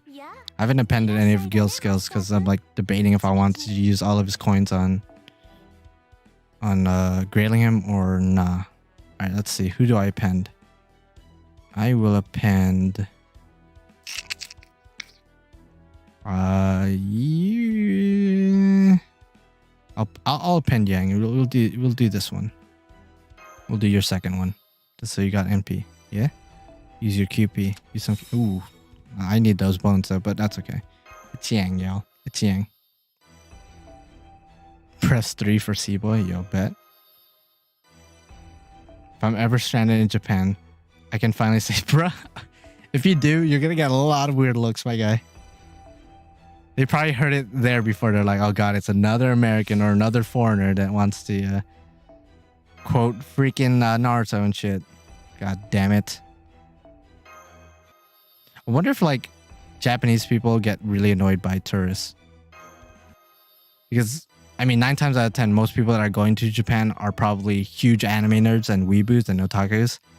I wonder if they get annoyed by like their insane weeb personalities. Like, I mean, you could argue I'm a weeb too, so I'm gonna clump myself in there. So I wonder if they get annoyed or they're just like, you're funny.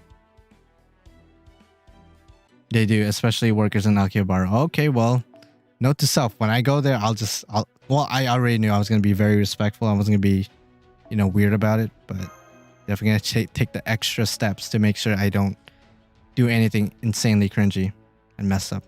What's up, Travis? Phoebus is fighting beast number 4, a very interesting looking enemy, I guess, to say the least. And I'm using Ibuki primarily. Do I want to bond with? I just bonded with him last night, actually.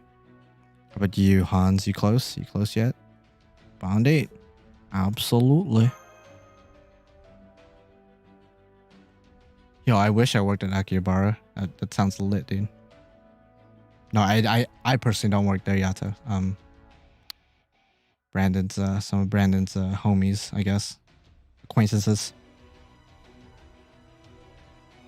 The plane comes to land and out comes the weebs. You just see a bunch of people with like anime shirts and like wigs and like dyed hair, and they're just like, oh god, here we go. Here we go. Yeah, I'll definitely go there and be pretty low-key about it. I'm like pretty introverted in real life, so I don't think I'd make myself stand out too much. I'll just come in with the usual stuff, like a beanie, maybe a hoodie on, and then, just chill. At least that's what I think. I feel like in a couple of years, if I visit Japan, I'm just gonna go full out weeb status. Hopefully I don't, though. I want to be respectful of the people there. Unlike a certain Paul brother. You guys know what I'm talking about. Shout out to him. Actually, no shout out to him. He doesn't need it. He definitely doesn't need it. Oh yeah, the OC is S tier, bro. That piano action, bro. Lit nasty, bro.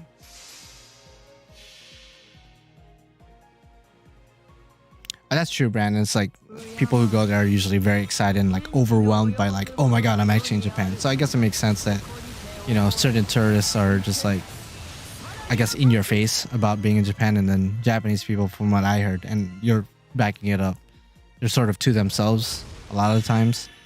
So it's just very different. Like, I know a big difference between, like, at least here in the US. Like, I'll talk about other countries because I think other countries are pretty quiet as well. But here in the US, we're pretty loud and rambunctious during, like, movies. Like, if there's, like, a really hype scene, people will go absolutely batshit crazy. Whereas over in Japan, people, from what I heard, are extremely quiet. Because I remember, I think it was Heaven's Feel 1. It could be Heaven's Feel 2. But I think the directors and some of the voice actors and actresses were like special guests for the premiere that I was in. And of course, we're cheering and watching the movie. And when a certain character pops up, or I just accidentally brought Jack the Ripper. Okay, that was an accident. I'm going to go quit. But anyway, as I was saying, obviously we're going crazy over certain scenes and certain characters that show up. And after the movie, the director comes out and starts, doing like a Q&A kind of thing, like an interview. And every single time, every time a Japanese like director or actress or actor comes out, they're always surprised to hear people cheer. They appreciate it, of course, but they always say that the Japanese audience are typically very quiet. So I think that's just a cultural difference. I would bet my ass that Japanese people have their own way of showing how hyped they are during theaters. I'm sure like maybe they gasp a little bit, maybe just a little bit, maybe their eyes widen a little bit. But Americans, we go fucking. I was trying to scroll down, but okay, I could see why I accidentally picked Jack. But yeah, Americans, we go wild. Like when I watched No Way Home last week, people were throwing their fucking popcorn and whistling. I was like, dude. Okay, the whistling thing, I'll be honest, that kind of annoys me. Like, why the fuck are you whistling? But cheering and like laughing, like that's cool. It's dummy busted broken to third. What did I pull? I didn't pull shit, my guy. I'm just doing the quest. Just chilling. If I get to Japan, then I would do the full Japan experience. What does that exactly entail? What's the full Japan experience? Obviously, food. I want to try a lot of Japanese food. Oh god. No Ibuki cards. God damn it.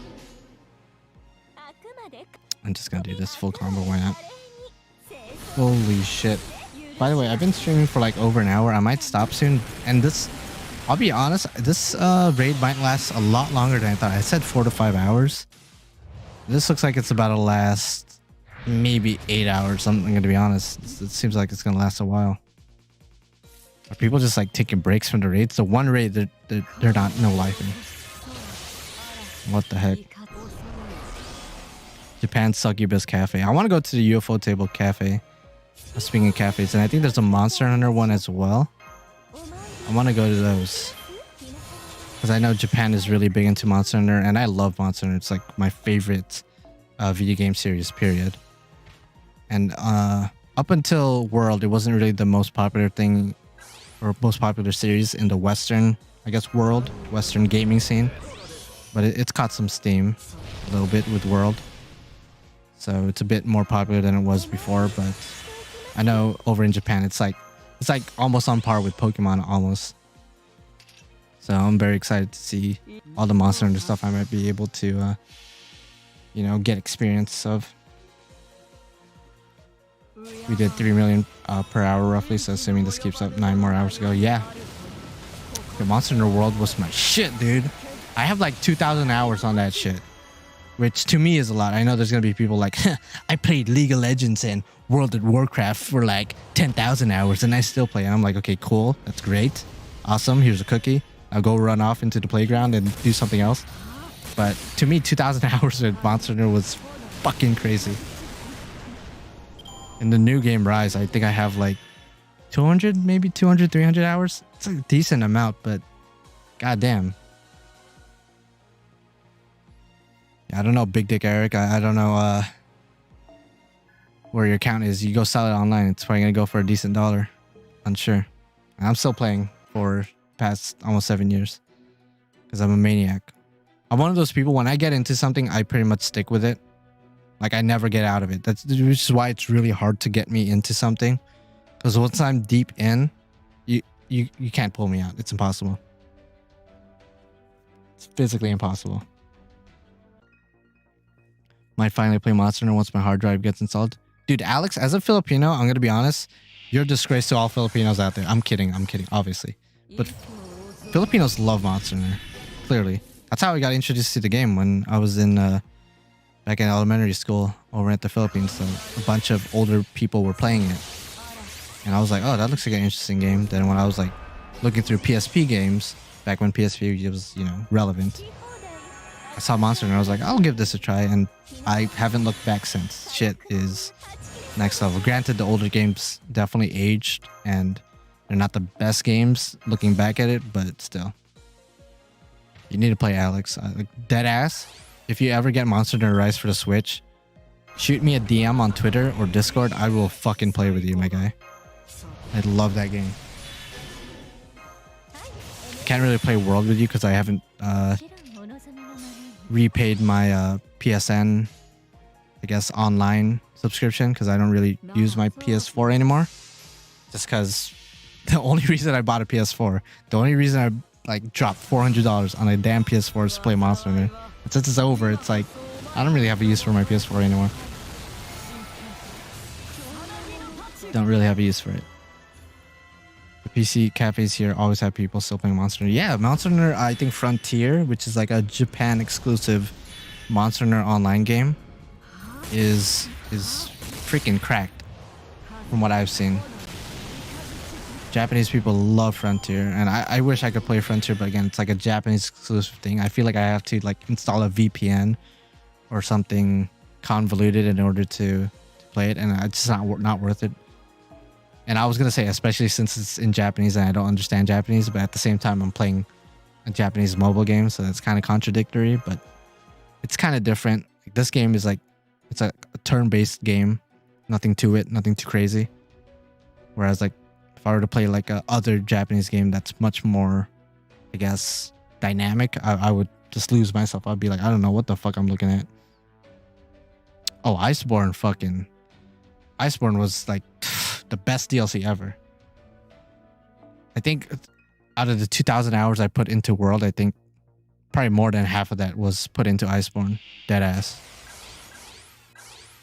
I hope the next DLC for Rise is just as good, if not even better. But it's really hard to top Iceborne. Iceborne was like the perfect DLC.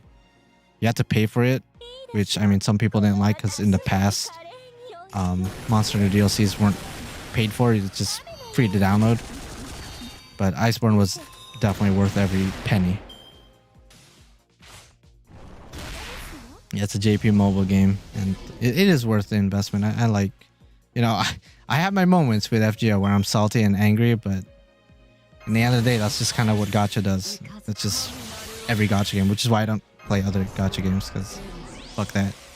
Shout out to Magi Record. You were the last frontier of gacha games that I was willing to give a shot, and then shit happens. By the way, speaking of gacha games, so I don't want to throw shade out there, but you know how Aniplex is sort of in charge of FGO, and they were in charge of Magi Record, and they decided to butt fuck every Magi Record player in their ass. So they just released a trailer, I think yesterday or 2 days ago, of Twisted Wonderland. It's a new gacha game that is getting localized here in the US.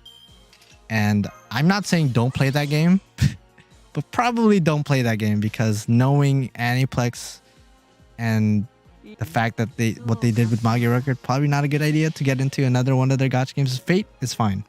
Fate is safe. It's a big enough IP. It's very popular. It makes a lot of money. But anything outside of Fate, I really don't think Aniplex is gonna have that much luck with other gacha games. I'll be honest. So Twisted Wonderland, if you want to get into it, hey, do what you want, but don't be surprised if a year later it decides to get shut down and they don't tell you why. That's what happened with Magi Record. They didn't even let us know why. They could have said, oh yeah, the budget was, you know, too much to keep up with, or something, maybe COVID-19 related, but they didn't say shit. They were just like, hey, by the way, at this date, Magi Record will no longer be supported. I'm like, oh, okay. Thank you for wasting my fucking time. And even money, because, you know, I use quite a bit of money too on like the paid banners. So that was fun. So again, if you get into Twisted Wonderland, just understand the risk. I'm just letting you guys know it's probably not a good idea. Same, I've tried other gacha games when I'm bored, salty with FGO. They never lasted than a few months. That's why I noticed too, like a lot of, I'm not gonna name any names, but a lot of my friends and some family members play a shit ton of gacha games. But it's like one of those things, they always end up finding their way back to FGO, and I'm just like, hey, listen, you could try your best to branch out, but your home is here, bro. Like, you're not leaving home. It is what it is. It'd be like that, man. Oh yeah, I should mention Twisted Wonderland is a husbando game, so most of you guys will probably not play it regardless, unless you're into husbandos. And more power to you. So all my girls out there, the like 2 of you that might be watching, just understand the risk. It's not a good idea. Don't do it. Maybe play it like free to play, but don't invest money into it. That's just my opinion. Unless it's like $1 to get like a guaranteed SR, then I guess you could do that. But it's like $1. And by the way, I failed to mention this, but while Aniplex is the one, you know, handling the localization, right? It's a Disney licensed game. So not only are we dealing with Aniplex, who we know fucked every Magi Record player out there and stole all of our money and time, but now we're also dealing with Disney, who we all know Disney is this big conglomerate of a company that, you know, based on their past actions, seem to prioritize money a lot. So that's even worse. That's even worse. That's bigger risk. Because if Twisted Wonderland isn't doing as much money as Disney might want, I don't know. Might not even last a couple months. I'll be surprised if it lasts over a year. I'll eat my words. I'll literally come back here a year from now and be like, hey guys, I just bought a 10-inch dildo. I will deep throat this dildo because I deserve to get deep throated after talking shit about Twisted Wonderland, because it's the biggest gacha game right now. That's not going to happen. I don't think it's going to be the biggest. Absolutely not. It kind of sounds like what's happening with the slime gacha. Yeah, I saw that it like the slime series is getting, or was getting, a gacha game. They keep pushing 1 week banners and back-to-back events without giving enough. Yeah, Magi Record was insane with their fucking event schedule. Like, as soon as one event is over, another event starts. And they only give us a week to do every event. It wasn't even that long. Like, FGO was like 2 weeks. And sometimes even 3 weeks with the summer events. But, Jesus Christ. Magi Record did not stop giving us events, which, for people who want to have new content every single week, that was good for them. But for people like me who don't really want that, who want to do other things as well, I did not appreciate that. I like having a good 2 weeks of an event, and then maybe 1 or 2 weeks of just a break, just like a cool period where I could do other things and focus on other things, and then maybe another event. That's what I like. That's what I got used to with FGO. That's why I never understand it when people are like, oh my god, we got another dead week of no events in FGO. Wow, dead game. Hashtag not gonna play it. Hashtag Genshin is better. I'm like, okay, chill the fuck out. It's not that serious. Okay, I got so riled up about that conversation that I didn't realize I didn't have another Buster card. Okay, GG, I'm quitting. I'm going back. I heard Blue Archive is popping off. I keep getting ads for that. And I'm just like, it looks like a good game, but I'm not getting into it. If you guys get into it, more power to you. But, you know, it's like one of those, it's a gacha game again, so I'm good. Yeah, if you get riled up that hard about dead weeks, it's like, what do you do in your daily life? Like, when FGO has, like, let's say a maintenance, you know what I do? I go cook. I go walk my dog. I go watch YouTube videos. I do all these other fucking things outside of Fate. Like, this is not all I do. I do it a lot. Not gonna lie, I do it a lot. I play it a lot. I pay attention to the news and everything. A good bit of my time is invested into this game. But when it's time to do other things, it's time to do other things. It is what it is. Shout out to my people who get mad over quote unquote dead weeks. It's like, chill. You're complaining right now. Like, I remember up until Lostbelt 6 came out earlier this year, there were so many people talking about how, oh, this game is dead. We've had months and months without any new good content. And then Lostbelt 6 comes out. What happened? Everybody and their mother started busting their nuts, assholes wide open, putting their phones inside their ass, having FGO fuck them in their ass, and crying and moaning and in pleasure. Because the content was good. It's like, you gotta wait. You gotta wait. There's gonna be good content. You just gotta wait. And then funny enough, Oberon comes out a couple months later after the initial release of Lostbelt 6 Part 1. And he made like, what, 27 million yen? What was it, 27 billion? I forget. But it was a shit ton of yen. And a shit ton of money in general. And it's like, okay, yeah, the game's definitely not dead. It's making a shit ton of money with one character. Not even counting Koyanskaya or any of the anniversary stuff. But clearly the game's not dead. It might not be as popular as it was, let's say, 2-3 years ago, because obviously other series has come up. You know, people's interests change, people's priorities change, people grow up, people lose their accounts. People, like, not to get dark, but people lose their lives, they die, and then they obviously can't play the game anymore. You know, stuff happens. So it makes sense over time if the game's popularity goes down a little bit. That's just kind of what happens with everything in life. But, you know, that's just my mentality. Some people will disagree, I'm sure, but it's like, it is what it is.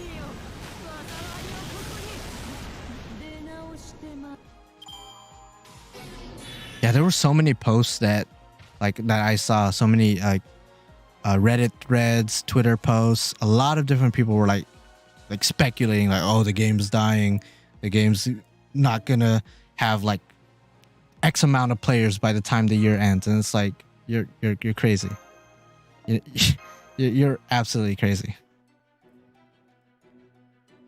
The only way this game is gonna die is if a fucking meteor comes from the fucking Andromeda galaxy and blows up our planet. There's absolutely no way this game's gonna die unless some catastrophic calamity happens. Like if beast number 8 comes out of the woodworks and destroys our planet. Absolutely no way. Absolutely no way.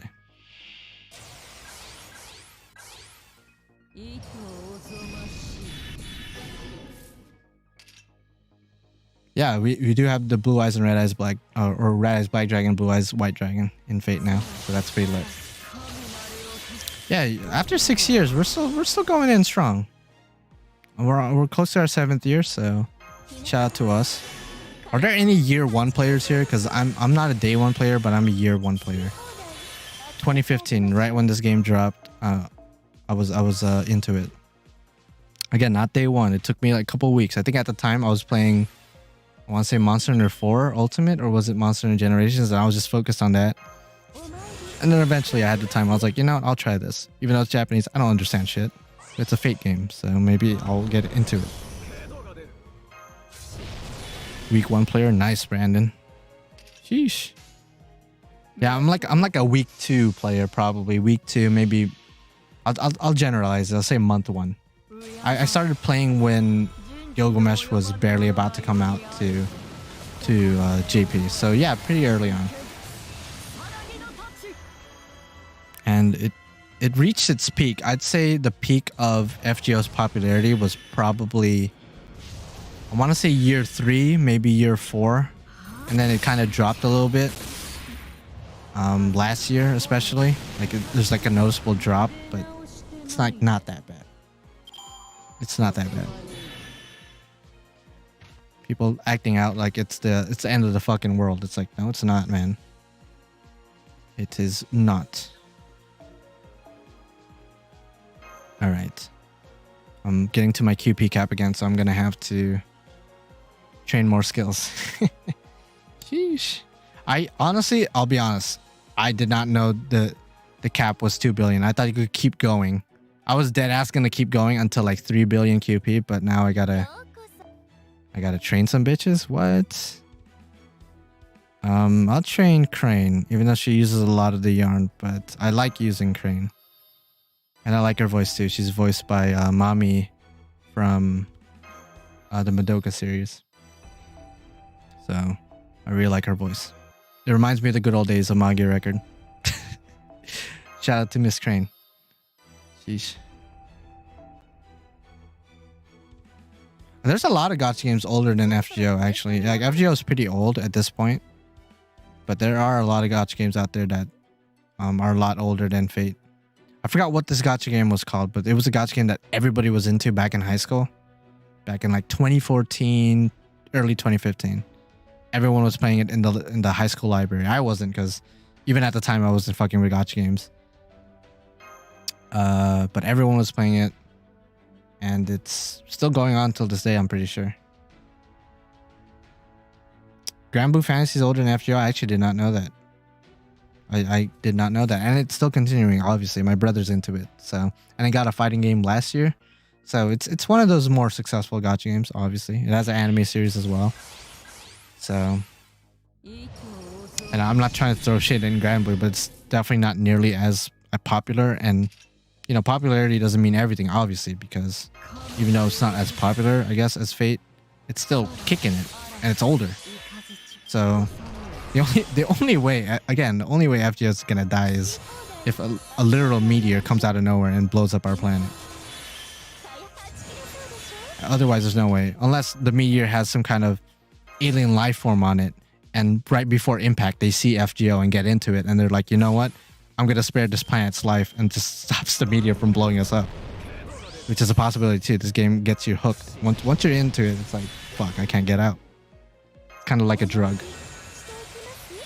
I think it was Brave Frontier, Trickmeister. I think that was the one I just talked about.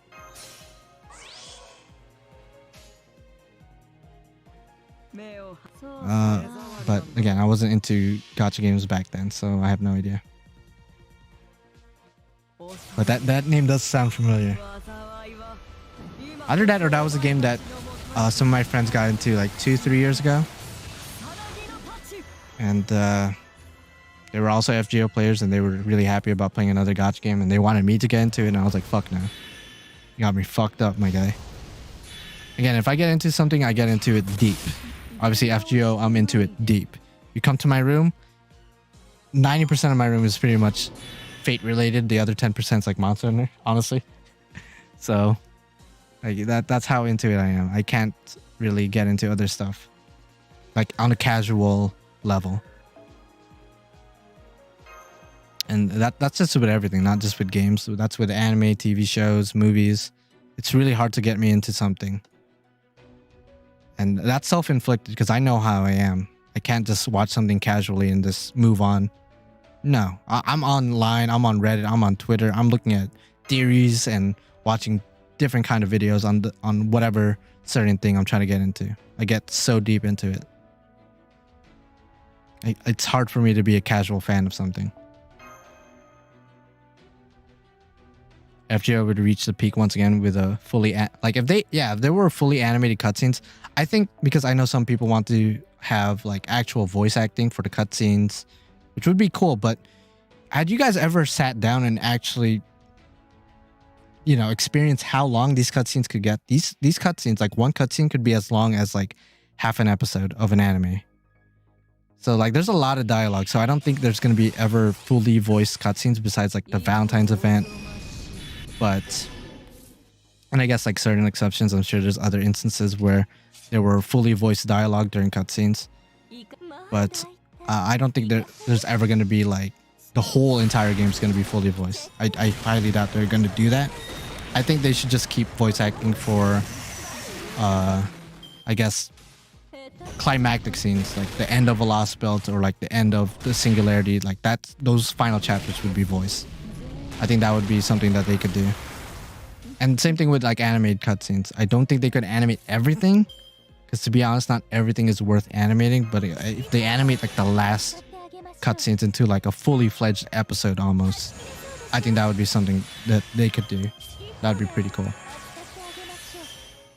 But at the same time, we get full-blown anime series like Babylonia, so it's like, do we need it in the game? It's just like more files to download and more loading screens. Like a toss-up, Yeah, Alex, so those chapters take forever. They damn near take an entire day a chapter. Not even kidding.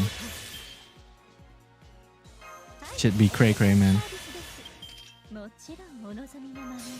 Yeah, Alex, you're into Arknights, FGO, Honkai, Genshin. Honkai and Genshin are made by the same people, I believe. So that's cool. I heard, I've been reading some theories about that. I don't know why. I was just like curious. I was like, are they related in some way? Because they both say Impact in their name, or is that just something that the creators wanted to put?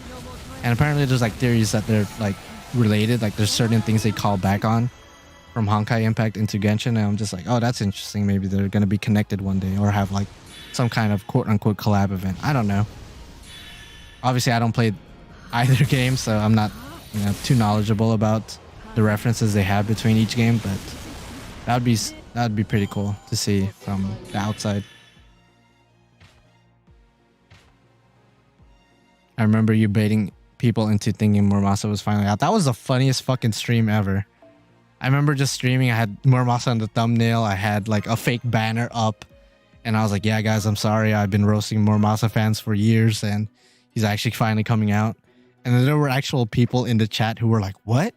He's actually coming? No, tell me this is not real." And I'm just like, after like 5 minutes of bullshitting, I was like, "Yeah, no, this shit.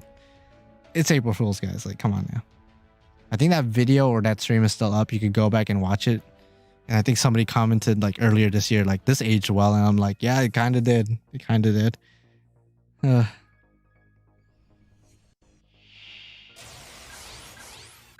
Yeah, LB6. Oh my God. When that comes out 2 years from now for NA. Because I remember the stream where they were revealing information about Lostbelt 6. They showed like how big the scripts are for the story. Like the lines.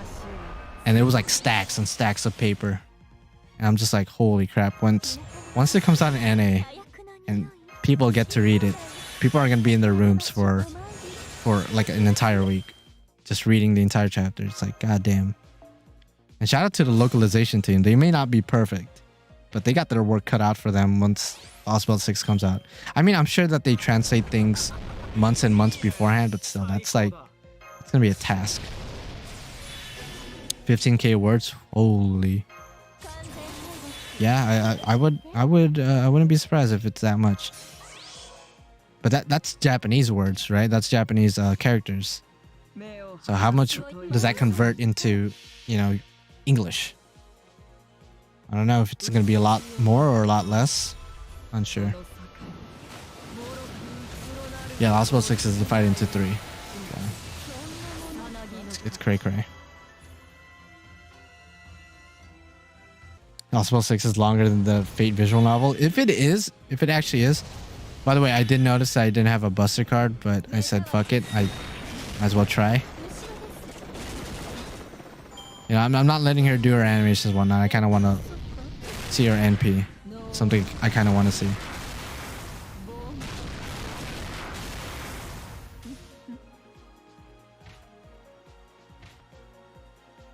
They confirmed it's longer than the Fate visual novel. Fuck me.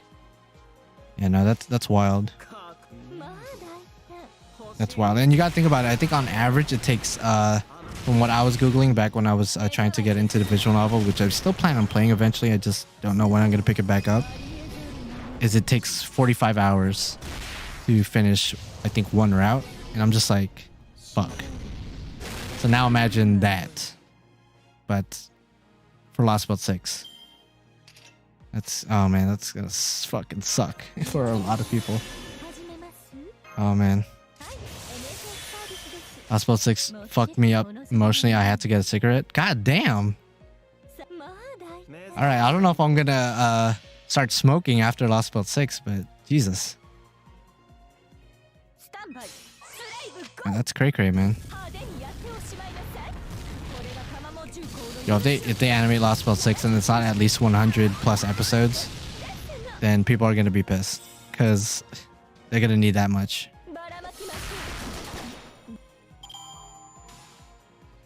If you watch the Fate animes, which would you recommend? Been watching Fate Zero and Iskandar, such a bro. Are you just starting, Trickmeister? I'm pretty sure I've seen you in this chat a shit ton of times for the past year or so. So I would think after watching my channel, especially like a Fate-oriented channel, you would have already watched the anime, or all the animes. But I guess if you started with Zero, then I guess you have to go to Unlimited Blade Works after that, because those two are pretty much directly connected. And since you're into FGO, presumably, because again, you're watching my channel, I'd start watching the FGO stuff if that tickles your pickle. Again, I'm assuming you're into Grand Order, so I'd start with like the FGO movie, which is on Netflix, I think, and then watch Babylonia. Why not? You could watch Apocrypha or all these other spin-offs, but again, if you're an FGO fan, then I would go straight to the FGO stuff after Unlimited Blade Works. And then after that, you could literally do whatever you want.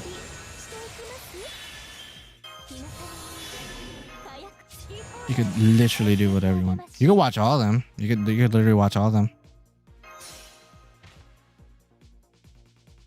Yeah, Brandon, I'm with you, Brandon. Absolutely.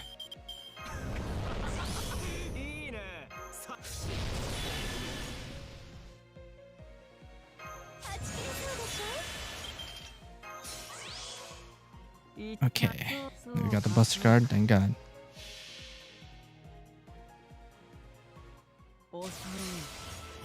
Yeah, I'm with you, Alex. Like if you really enjoyed Zero, like there's really no, in my opinion, and again, there's a controversial opinion, you could watch in any order you want. Again, that's a controversial opinion because a lot of people say, no, you gotta start with the visual novel and then work your way up. It's like, nah, you can.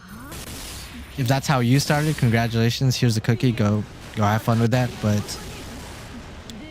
I started the series with Zero, and I'm still deep into it. So to me, there's no quote-unquote correct way to get into it. It's just once you get to the nitty-gritty details about like lore stuff, yeah, you play the visual novel because it's actually going to have the information. But if you just want to sit down, grab a bowl of popcorn, and, you know, pass the time, just watch the animes in whatever order you want. It is what it is.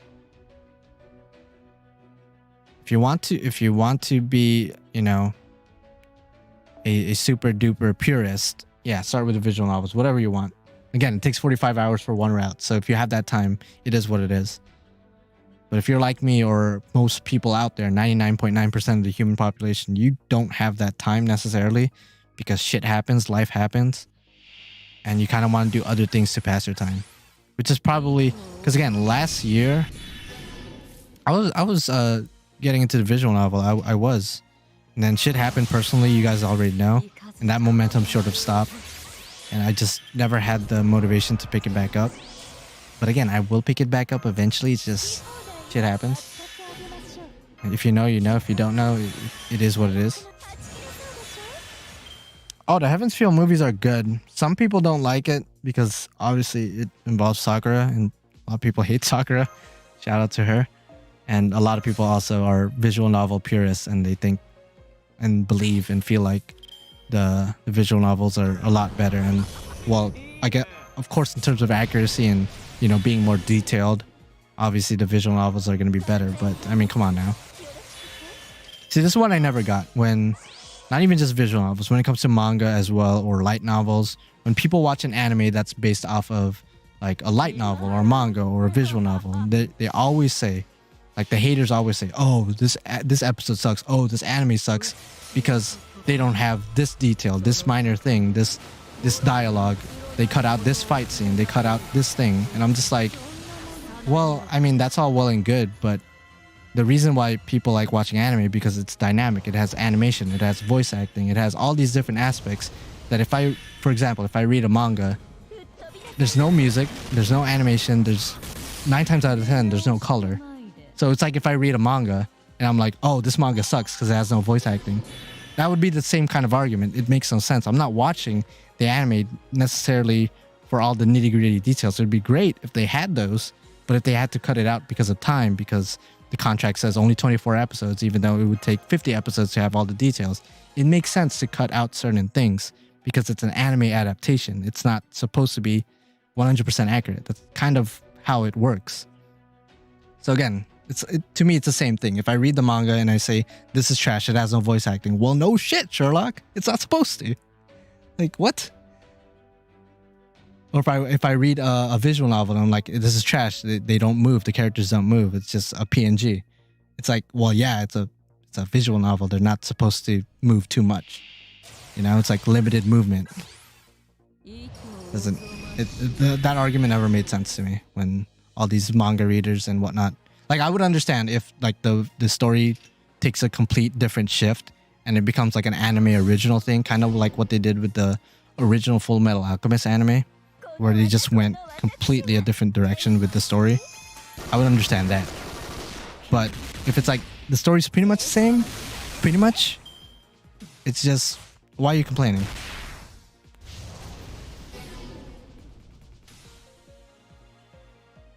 Yeah, I don't know. People are just weird. Like, let's sit down and think about it. How many anime can we really count? Let's say 20 inch, tried to be as accurate as possible and had like the original story, the original, you know, vision of the manga and everything. It still cut some stuff out. It wasn't 100% accurate, but it's one of the more accurate anime, you know? It's just not 100%. There's nothing that's 100%. Things will always get cut out and left out because of time and because of budget. Exactly. It's just, it's insufferable. It's like one of those pet peeves I have with like the anime community as a whole. It's like, yo, shut the fuck up. If you don't like it, shut up. It's okay not to like something. Like when I talked about we're gonna get back to the fetishes stuff from earlier. For those of you guys who were here earlier, then you guys know what I'm talking about. When we were talking about homosexuality and fetishes and whatnot. Like I said earlier, I'm a straight guy. Right? I don't like dick in my mouth, right? But you don't hear me talking about, oh, I hate having dick in my mouth and in my ass 24/7. Because even though I don't like it, I don't have to talk about it all the time. If you don't like it, just don't talk about it.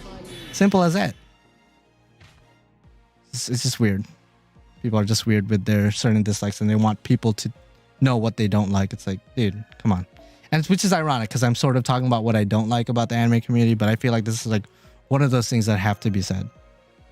Because there might be some people like that in the chat right now, which I'm sorry for calling you out, but you could be kind of annoying sometimes. I'm just letting you know. Like when people say this sucks, I'm leaving. Yeah, it's like, okay, you can leave. No one's stopping you. Like, why did you let us know? Did we ask? Did we ask? I would understand if we asked, but nobody asked. Most of the complainers have probably never been involved in a creative project. 100% faithfulness can't be done even in a perfect world. Exactly. There's no way. Again, you could be pretty close. You could be really, really close, but there's no way you could be 100% perfect. At most, I would say 90%. I don't think you could get above 90%.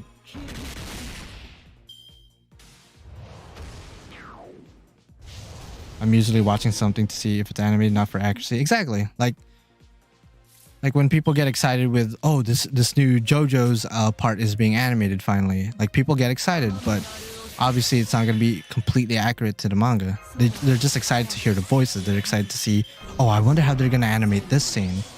I could kind of understand like those complaints. Like for example, Seven Deadly Sins. One of the most popular or one of the most well-known successful animes from the past half decade or something, but they fucked up the last season. From what I heard, I didn't want to start that season because of what I've heard about the animation. I'm very disappointed about that because I was really into it at the time, but I heard the animation is just dog shit, and apparently they messed up one of the most anticipated fights from the manga, which I'm just like, damn, I kind of don't want to watch it, not because it's not necessarily accurate, but because it's not visually good. I watch anime to see the animation, like you just said. And if they fucked up literally one of the most anticipated fights, it's like, well, damn, I really like this anime because the fight scenes were literally bonkers. But if they messed up the best fight scene, arguably, like, dude, I kind of don't want to watch it. So it's like that. Like those complaints I kind of get. Like if the animation somehow makes a scene worse visually, then yeah.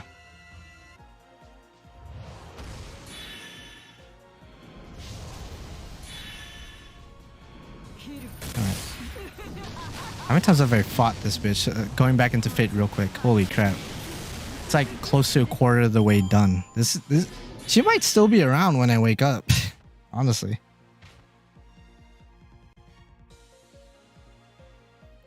Season 4 was mad. That's just my opinion. I stopped.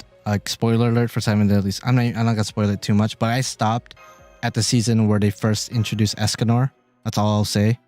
Well, I'll also say this. He was like, when he was introduced, I was like, I'm gonna like this character, and he was an absolute G at the end of that season. And I heard that they mess him up in the newest season. I'm just like, oh fuck me.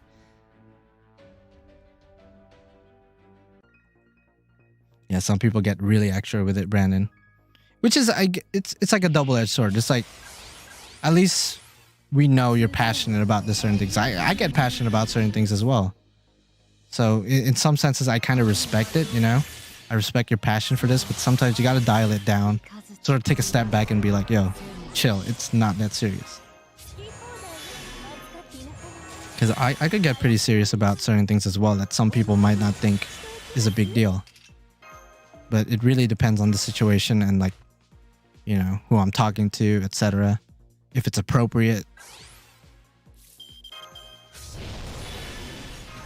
I've actually seen fans animate Seven Deadly Sins better than the official studios. Yeah, there's some fan animations out there that when you look at it, you're like, how is this not done by like an official legitimate studio? Like some people out there are super talented. Like on YouTube, I've seen a bunch on Twitter as well, like small clips. Like I remember before Babylonia came out, there was this clip of somebody who animated the Ushiwakamaru versus Gorgon scene. And in a lot of ways, that scene looks, in my opinion, a little bit better than the one that we got in the anime. Like when they first initially fought, I think the end of the Gorgon and Ushiwakamaru fight after Leonidas uses MP was done pretty good. Yeah, Escanor is my dad, to be honest. I love him as a character. That's why I'm like scared to watch the new season, because I know he's a lot more involved now. But they mess up his last scene. Or not his last scene, it's the last season.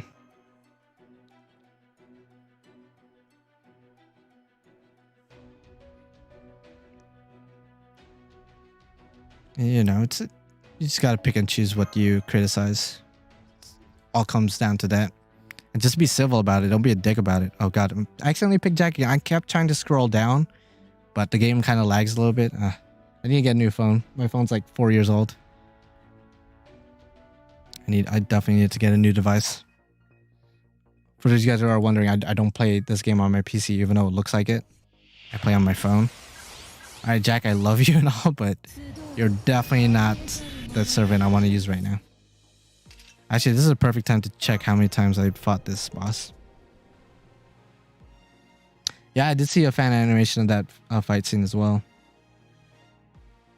Like, again, there's so many talented people out there who I hope they're aspiring animators and not just animating on the side, because I want to see those people actually get hired by like animation studios and like different networks and whatnot, because that would be great to see those people actually get a position.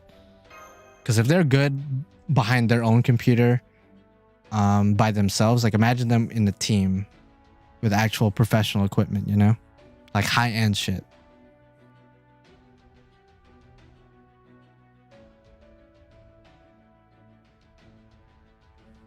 I mean, obviously they have to go through like the prerequisites and the actual process to be hired. They can't just be hired off of one thing that they animated from Twitter or YouTube. But I'm sure if they applied and they had that animation in their portfolio or their resume, I think 9 times out of 10 the studio would hire them. It's just a matter of actually going through the process, the formal process, and doing that. Actually, no, Alex, I haven't heard anything about that at all. I'm sure there's something going on for that. There seems to be something going on with in that country a lot. So. Especially when it comes to nitty-gritty stuff like censoring and political stuff, which I won't get into the politics of it because that's like its own little beast right there. Electronic drugs, that's an interesting way to define video games. Okay, I guess in the sense that they're addictive, but it's kind of it, I guess. Someone's definitely smoking. Yeah, no, this is Beast 4. If you look at the top right, I'll pause right here. Look at the top right, like bottom, like right below my fingers. Yeah, right there. It says Beast number 4. The translation. You could actually see the Roman numeral for Beast 4. Apparently, she's been trying to take position of Beast 4 for a while now.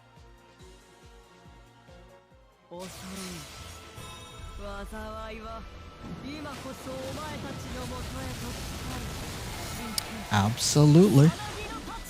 By the way, I think I'm gonna stop streaming soon because I've been streaming for 2 hours, and I would have kept streaming if I could see Beast 4 dying in the next hour, but I don't think she's gonna die soon because it's 3 a.m. where I live right now.